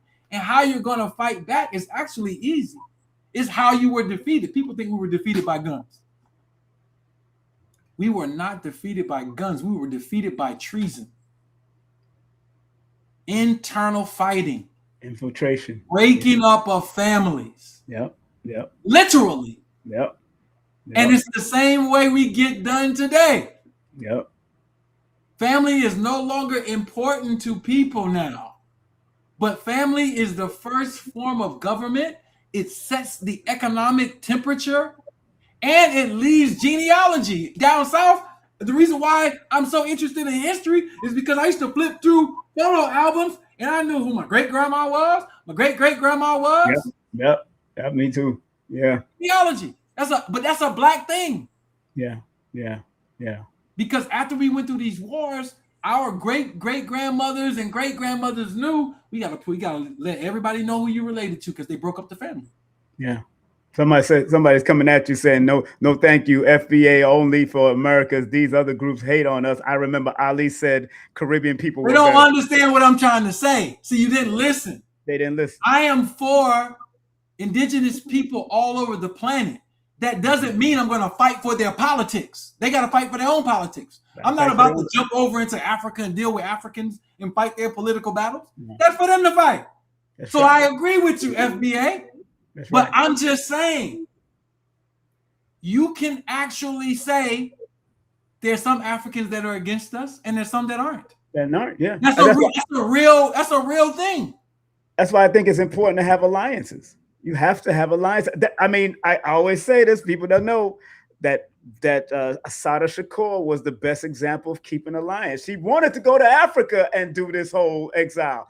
They didn't have the infrastructure to keep her. They would have got her killed in Africa. And FBA, she was FBA.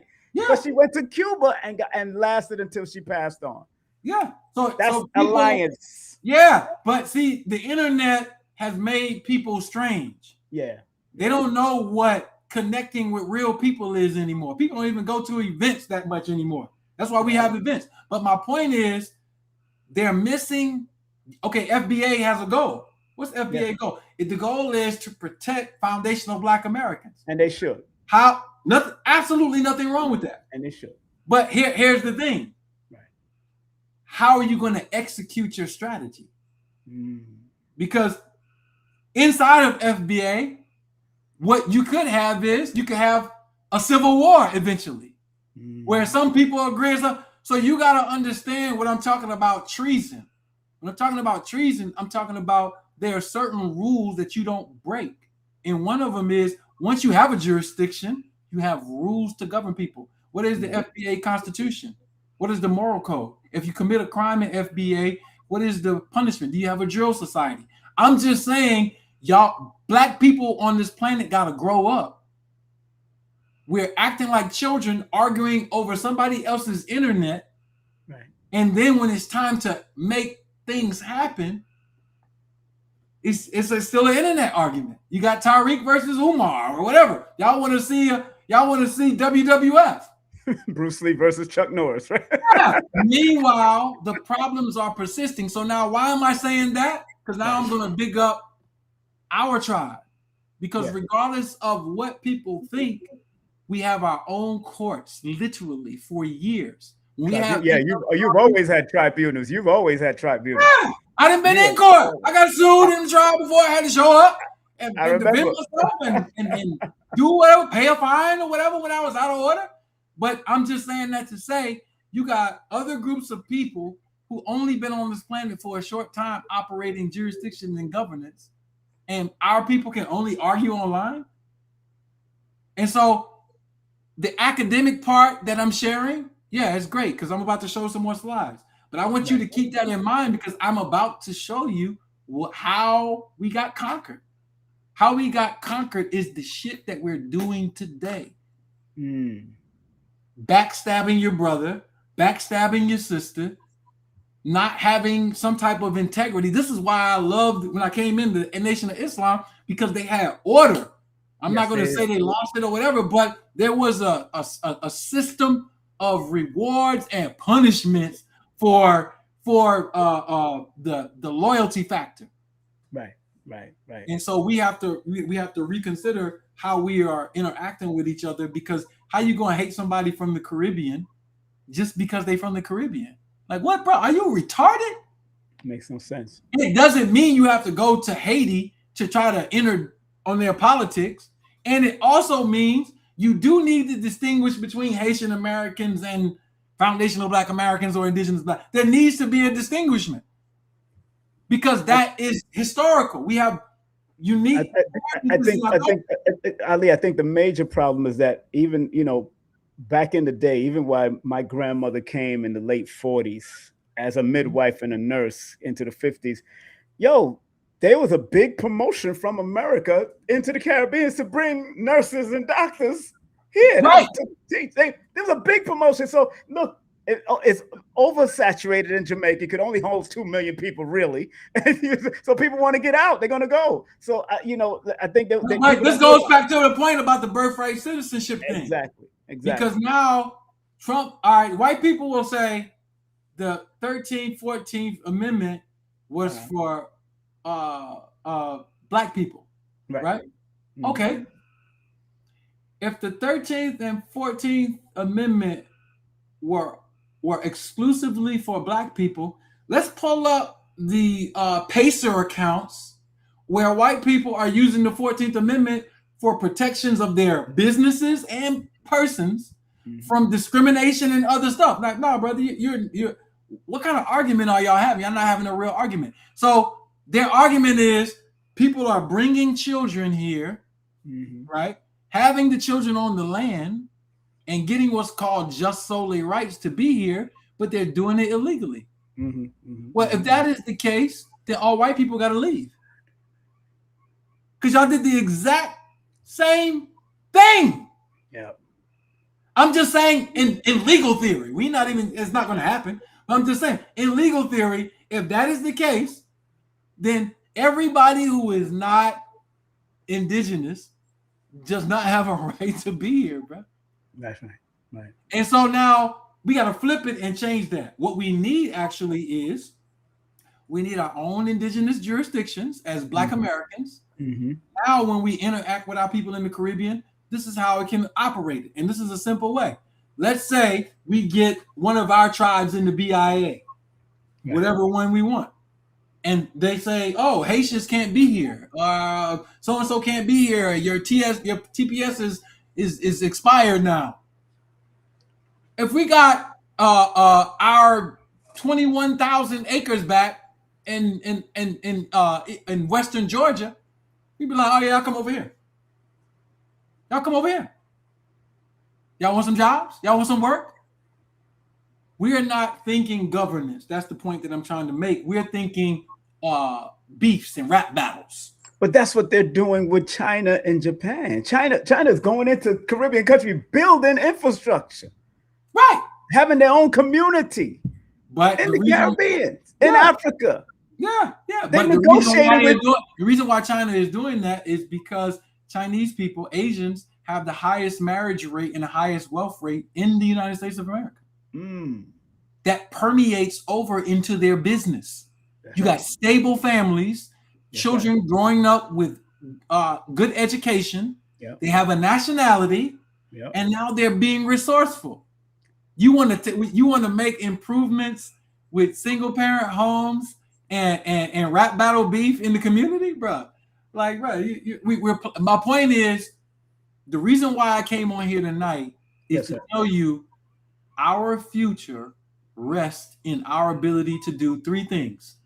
Rebuild the indigenous culture of Black families, build institutions. I'm talking about midwives, doctors, whatever. And then thirdly, build jurisdiction. Right. And it's easy to do. You can go buy a township and take your wealthiest people into that to operate it. We already ran the experiment and did it. Even ghost towns are for sale. That's what I'm trying to say. And so, but I'm gonna tell you what happens to people who faking it. Yeah. When you have that type of opportunity on the table, they'd rather be online arguing over dumb shit than going out into the fucking real thing and actually operating. You got a farm now. You got to wake your ass up early and do all the types of things that we need to do to run jurisdiction. And that's what our people are missing. We're missing that. And giving money to somebody who ain't building a school. That's what I'm trying to say. Look at King Randall. You know that young brother King Randall. He bought 40 acres of land, about to open a girls' school now. And he's showing them how to build houses, fix cars, build cars. This young mother, he was in the Marines, but he took what he got, like a spook who sat by the door, and did what he had to do. And why? And then it's the duty of the people who are in leadership to bring him forward to the front so that the community can protect and support. I interviewed him, man. I love what I support the brother 1,000%. I tried Dr. What his face is, Jermaine, but it was too much madness, and I left that alone. It's madness. And it's our job to do two things: to support the brothers and sisters who are building, and to speak against what somebody is doing after they had an opportunity to make that better. Right. They've been going like Umar. I'm gonna tell you how deep this is. I'm gonna speak to you because Umar. Now we got to talk about you. We brought you up. I'm not fake. Umar did his first lectures on 15th and Cecil B. Moore at the oldest UNIA building in Philadelphia, and my school on 26th and Cecil B. Moore. I remember you said that before. Yeah. I'm talking about everybody was coming through my school. My point is, we sold the building. He could have bought that building back then. And so if you play enough with our people and they let you play with them, that's our fault. Yes. That's our fault. So that is true. We gotta understand that all the stuff that we're talking about, this history, has something that brings it all together. And what brings it all together is you gotta have order in your communities. And but Ali, I want you to wrap it up the way you I want to wrap it up. I got three more things to say. Yes. I want to show the slides. No problem. So people can see what I'm talking about is about. So the first thing is, in archaeology, it was known how old the Americas are. And I'm going to read something from a particular time period. All right? I'm going to share this book. Does your organization do anything with anthropology also and all that? Yeah, we have an anthropology certification. Because I'm a friend of mine. She's a cultural anthropologist, and I'd like to send her over to y'all. Yeah, man, so we do anthropology. We have more lessons. Yeah, we have a department of genealogy where we certify genealogists. Right. We got a bunch of genealogists. When you go to arnagovernment.org, you'll see the genealogists there. And we have an anthropology certification that's based on the information that I'm talking about right now. And what website? I don't. What website? It's arnagovernment.org. I didn't get that one. Hold on 1 second. I know I have your website up here somewhere. Yeah, take time. Go ahead, bro. Hold on. arnagovernment.org. Yep. Hold on 1 second. What honor means again? Say it again. What it means? Aboriginal Republic of North America. Honor, government. Yeah, arnagovernment.org. Right. Mm-hmm. .org. I got it. Yeah, you'll see it. I'm gonna share that. So she's in the chat now. So I know. Yeah, absolutely. Since we have anthropology, we do intense study. Like we do dissertation review. We got a whole operation. We're willing to share those structures with our people so they can understand how to build. We about to open up. They talk about opening up a school in 2028. We got a 2-year plan right now to open up a school right in College Park, and we took our time. We have all the professors now. We have all the people we need. All you gotta do is buy a building. That's nothing. I already ran a school before, so I know how to do it. So sister just said, what about Moorish history? How does this relate to Indigenous history here? Moorish history is Indigenous history. You've been teaching that for years. You or Tariq, not Tariq Nasheed, Taj Tariq. I'll give you an example of what I'm saying. Yes. In 1846, in the state that I'm in right now, during the Mexican-American War, the Congress of Georgia came and stated publicly that Mexico was owned by these Black Indians and Moors. This is in the congressional record. I put that in my book too. That's why I showed the book about the slave trade. I put all of that information in there so you can see it. But Moor is a name that has been confused. Yes. A Moor only meant one thing in history. It meant a Black Muslim. Okay, yes. A Muslim with a and then it started to warp into all kind of other stuff. Now I know the Moor Science Temple don't use the word Black, but I'm using it colloquially so you can understand it's dealing with melanated people. Of course. And those people traveled to places like Mexico and interacted. We got all the records. All right. So Moorish history is just another facet of Indigenous history. Okay. Go ahead. Anytime you want to share, brother. All right. So I'm going to share the book cover so you can see it. And then I'm going to share a statement. Okay. All right. Hold on. This there it is. I got it. All right. There it is. All right. So we'll record this book because I'm going to now take this down and I'm going to show you something from inside the book. All right. So I want to get this quote and then I got one more thing to share. That's one of your books, right? This book right here is not my book. Okay. Not one. Okay. This is a book you can actually buy online or get on Kindle. Okay. All right, I want to read this part right here. All right, got it. There it is. So they're talking about an ancient city that was found in Arkansas. And so my Arkansas family, y'all know, it's mounds and it's a whole mound civilization in Arkansas, Mississippi Valley. But look, the statement that they're making, it is known that North America is the oldest continent geologically. It was old around the Great Lakes country when parts of ancient Eurasia had not yet emerged from the primeval ooze or the waters. For a generation, it has been hinted that the cradle of the race should be searched for in America and not in the so-called old world. Now, to substantiate that point, like I said, I got two more. So I got two more things to share. Do you think? We got it. We work for ourselves, brothers. I know. I want y'all to see this because this is important. That's right. Go ahead. Because I know we dealing with natural selection and y'all talking about ain't no way could be no Black people here. We all Africans. I'm like, I want you to consider some things. All right. So now let me go to Bottom Pet because you need to see this. And then I'm going to show you the oldest trees in the world are in America. The oldest animals in the world come from the Americas. So now we're just going to deal with the science of it. Let me just show you this. Uh-huh. All right, so I see it. Hold on. Here we go. Go ahead. All right, so this is just a picture. I need you to research Bonham Peck murals so you can understand what the Mayan people actually look like. Like we can't make this up. Bruh, there is nothing in modern Mexican populations that will make them have this copper transport or this MC1R gene that gives you non-deleterious eumelanin. They don't have it. All right. So let me keep going because I gotta get to one more spot. You see the instruments and everything, bro. It's just crazy.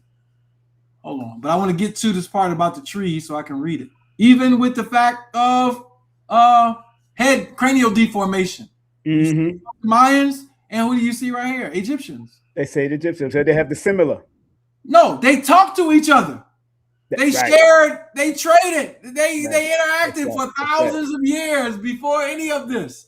Like the reason why you had the same head shaping is the same reason why you found cocaine in Egyptian mummies. But I asked Ashra Kwesi, I asked Professor Smalls, I asked all the elders, could we have gotten it wrong and not studied here and just they pushed us over there due to people was educated, maybe because they was in certain universities and they had to do it.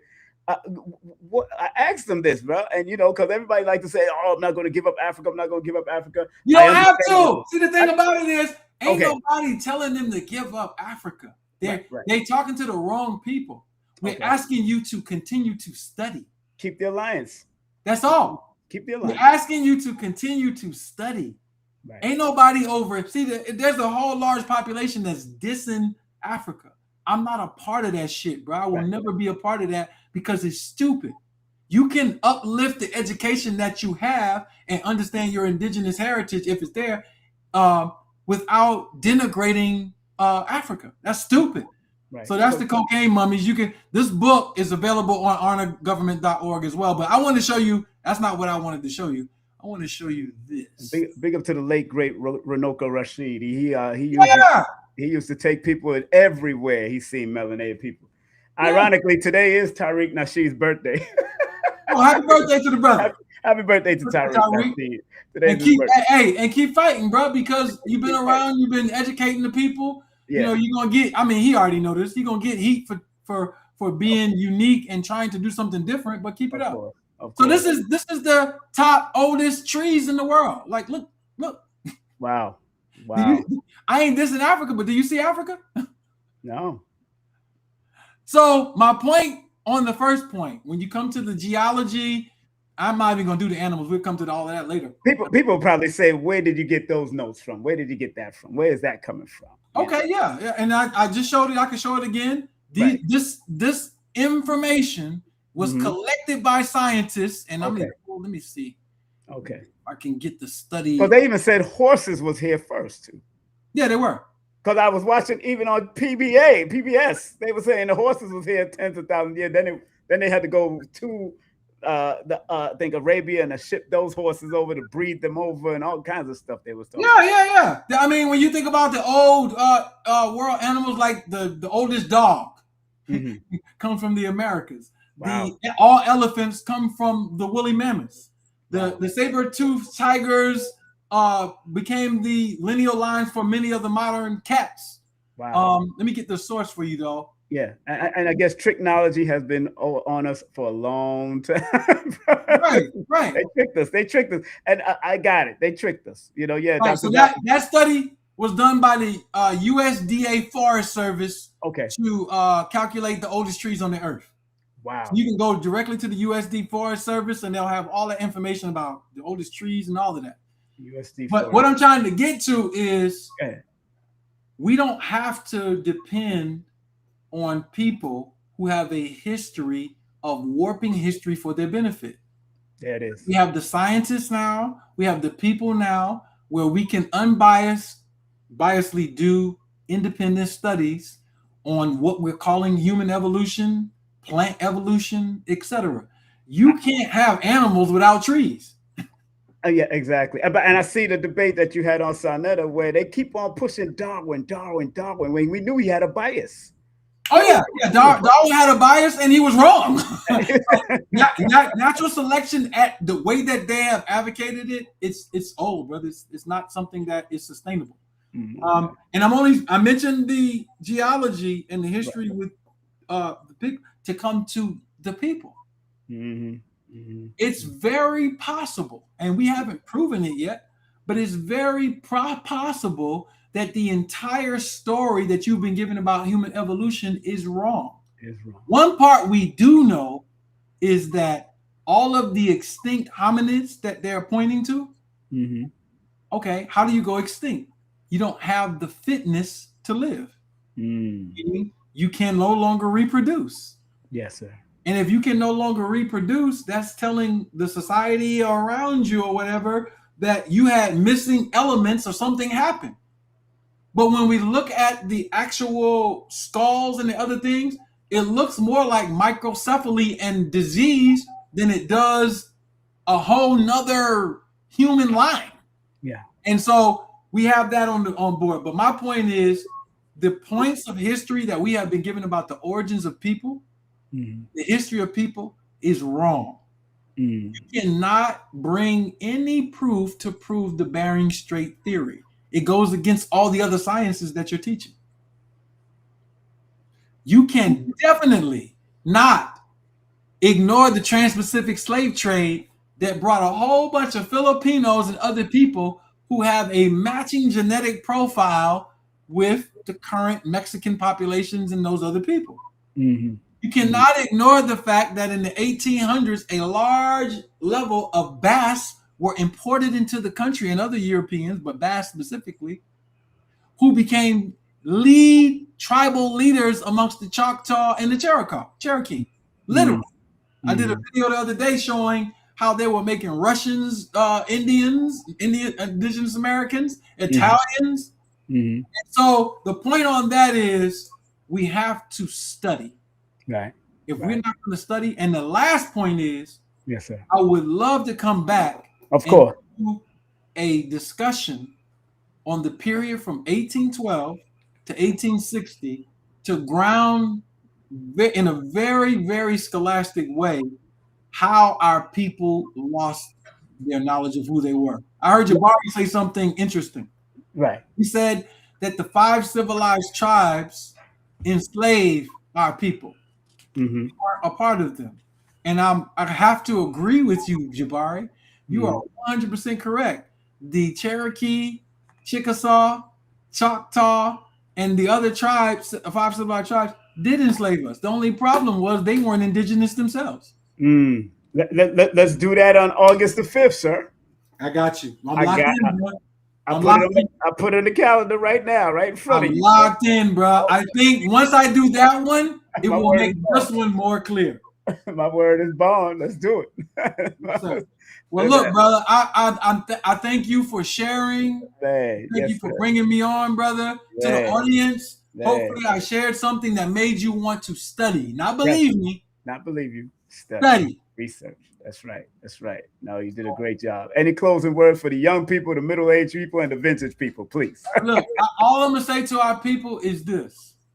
We know what we are going through in America. Mm-hmm. I don't care what your pay level is or whatever it is. You got this right here. Yeah.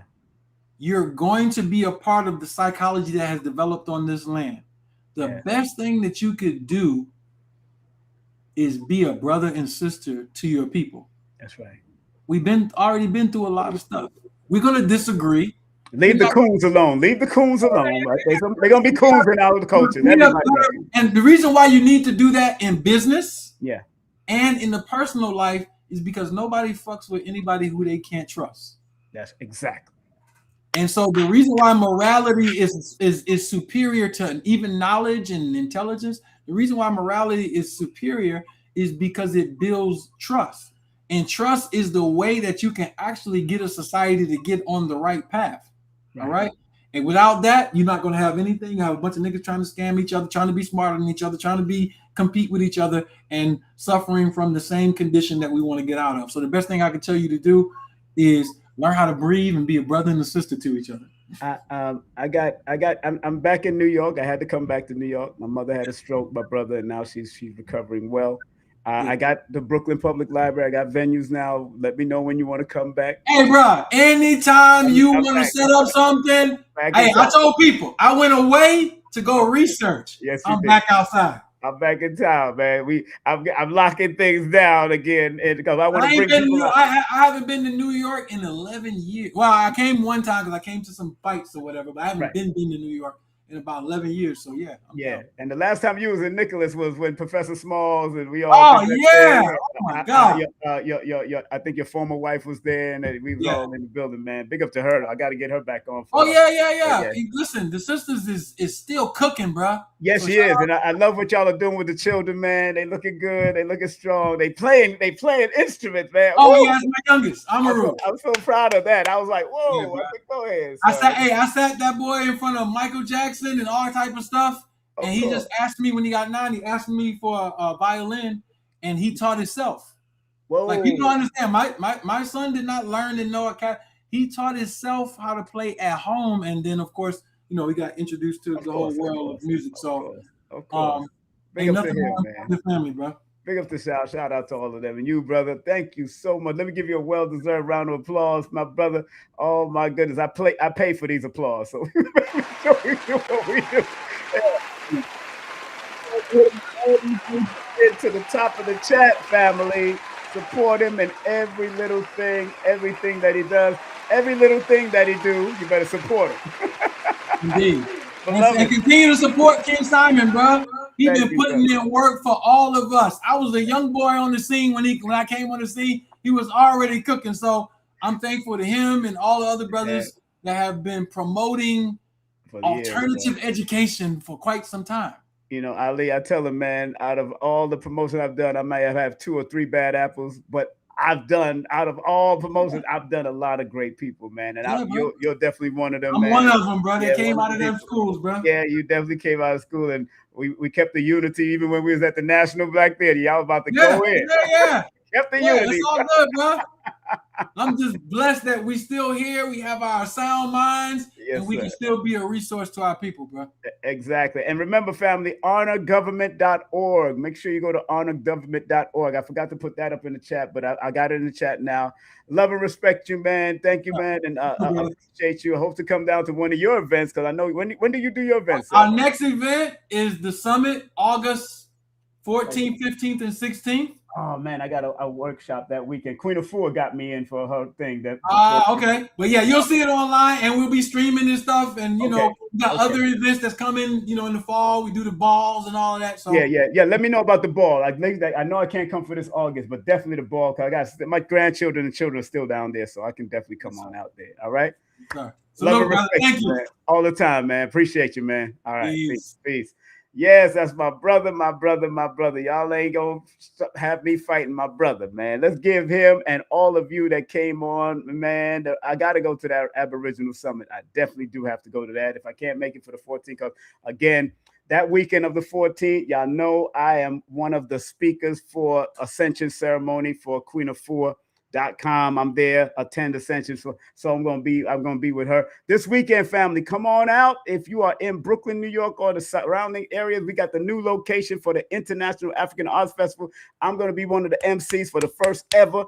I am one of the MCs. I think I'm going to be MCing July 3rd all the way to the 5th. So, so we're going to have a good time in that hot sun at Lincoln Terrace Park, Arthur S. Sumner. I'm going to make sure I have 2 different clothing to wear. If you want to find out more information about it, the number is right there, 718-638-6700. I'm going to be there with me and my crew and my business partners and all the family that's going to be passing through. You can go to International African Arts Festival, IAAfestival.org, and come on out, man. It's like, what, $3 for children, $5 for adults, or whatever any amount you want to donate. That's what it is. And do remember, family, I got some great people. I got Robin I got Robin Anderson, I think, is coming up, but that's an author, but I didn't do that flyer yet. And don't forget, I got Nina Dunham. I got Nina Dunham, Aquarius Maximus mom, that will be speaking right here. She's going to speak on why we choose certain individuals according to the cards. I'm going to have to get Ali Muhammad on, Dr. Ali, with his divination system too, his ancient indigenous divination. He deals with cards also. So we want to get into that too. And do remember, Supernova Slam will be with us on July the 15th as he's promoting the remix of his new book called Man Heal Thyself, a Wellness Warrior's Guide to Self-Mastery in 12 Weeks and Beyond. I got that book right here on deck. Then his mothership is coming in. The Sacredness of Women and Men on July the 19th. And then, for the first time on my platform, he used to work with Dr. Ali back in the day. They both from Philadelphia. My man, the one, the only, Noble Ampu. Oh, he gonna be here July the 22nd. Man, we're gonna tear this place up with Noble Ampu. You know, Noble gonna be in the building. You're gonna have a good old time, man. Remember, our workshop is happening on July the 25th. If you want to get into the applicable, old school, applicable, esoteric alignment workshop, we're going to be at this vegan cafe called Mint Porch, and it's located at 2123 Caton Avenue at the corner of Flatbush. There's parking, but there's also a parking lot you could park in also. But it's going to be from 4 p.m. to 8:30 p.m. on that Saturday. Tickets are available right now at Linktree. I'm not sure if this QR code worked. Had some problems with that, but just go to the Linktree and it's right there on the top tier. Or you can text me if you don't want to pay through Eventbrite. You can text me and pay through PayPal, Chime, Venmo, whatever. And everybody that pays will get will have access to the buffet, the vegan, vegetarian style buffet. She has some excellent food. When I tell you, she is a gourmet vegan chef, man. Man, whew, I got her here, and I got Abundance Child over there in Delaware, man. Drop Squad Kitchen. Big up to them. So big up to all of them. Also, her restaurant is located. That's the mintporch.com. You can go to mintporch.com. And remember, family, support Professor Griff. Please support Professor Griff. That's our brother. It will be greatly appreciated. Let him tell his own story and stop letting other people that don't want to include him, that got rid of him because of whatever means, let's help Professor Griff tell his story by supporting his GoFundMe. All right. And if you want to book a session with me, please text me your full name, date of birth, and an email. I have 4 different sessions now. I have the 10-minute and the 15 minutes, which are pre-recorded. You don't get to talk to me, but you get to ask me certain questions in a text, about 3 to 4 questions, and I will send you the recording so you can listen to how I break down certain cycles that you may be in and what you need to be doing in this year and years to come. And I have the 30-minute and 60-minute session where you get to talk to me, the live advisory sessions. You get to talk to me directly. And believe me, you get the soul of numerology from me. You ain't getting AI. You ain't getting Google. You can Google till your nose turn blue. It's not going to present it the way myself or people like Lloyd present it, because we come from experience. We come from different depths of it. I mean, they won't even point out the master numbers in your name. That's how deep. AI don't even do that. Like, look at Tiffany. Look at the name Tiffany Hensel. You see those double F's and those double L's? I point out how to use those frequencies, the numbers connected to those letters, because those are 2 master numbers. F in the Pythagorean system is 66. The double F is 66. In the Chaldean is 88. The double L in the Chaldean and the Pythagorean is 33. AI don't do that. I'm letting you know that. They ain't even pointing that out.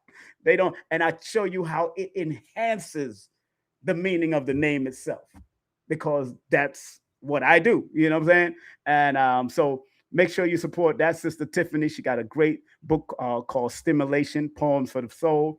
Also, make sure you support my dear sister Yendes, Priestess Yendes. She got a book called Menopause Goddess. Ladies, brothers, if you know sisters that are going through menopause, sisters, if you're about to head into menopause, some people that are going to early menopause, some people are going into late menopause. It is not something to be scorned, nothing to help, nothing to disrespect you or call you anything out of your name. It is a cycle that you go through, and this is called the crystalline stage Living Like a Menopause Goddess, written by Priestess Yandes. Believe me, you'll love the book. I got the book. I gave the book to a friend of mine. Big up to Miss Spivey. I gave it to her. It's all about sharing, and I'm going to get some more books and probably sell it from my website and all that kind of stuff. If she allow me to, I'll do that and just funnel it to her.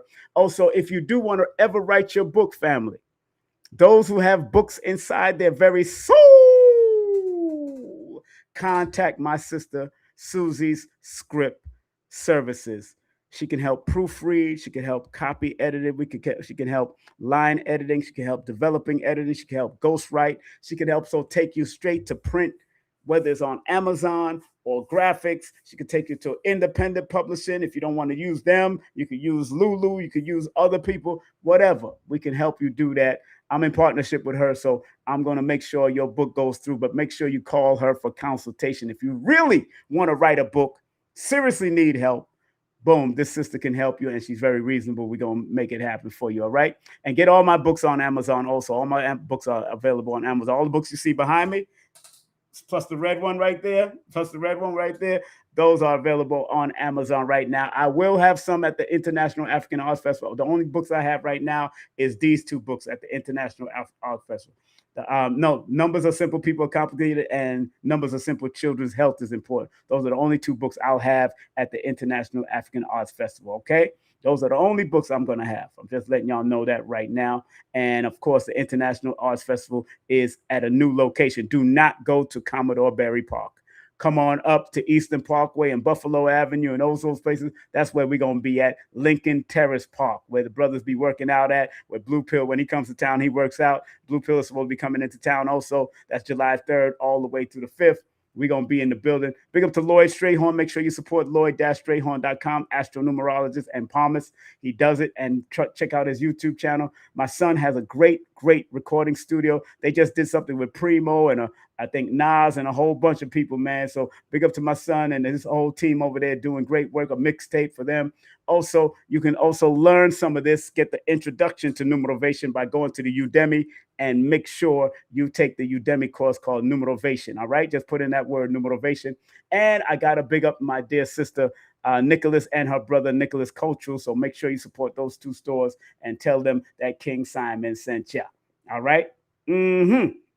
On that note, family, I'm so glad we had this time together, just to have a laugh and talk some knowledge. The kind of knowledge you will never find in college. But it's time for you to all use it. Don't abuse it, family. Use it to your benefits. Use it to your benefit. Big up to the Coquito Queen. She was in the chat also. Don't let her fool you. She is a cultural anthropologist. So I hope she takes honors class and go get that going and stop playing. You know what I'm saying? She got to stop playing, son.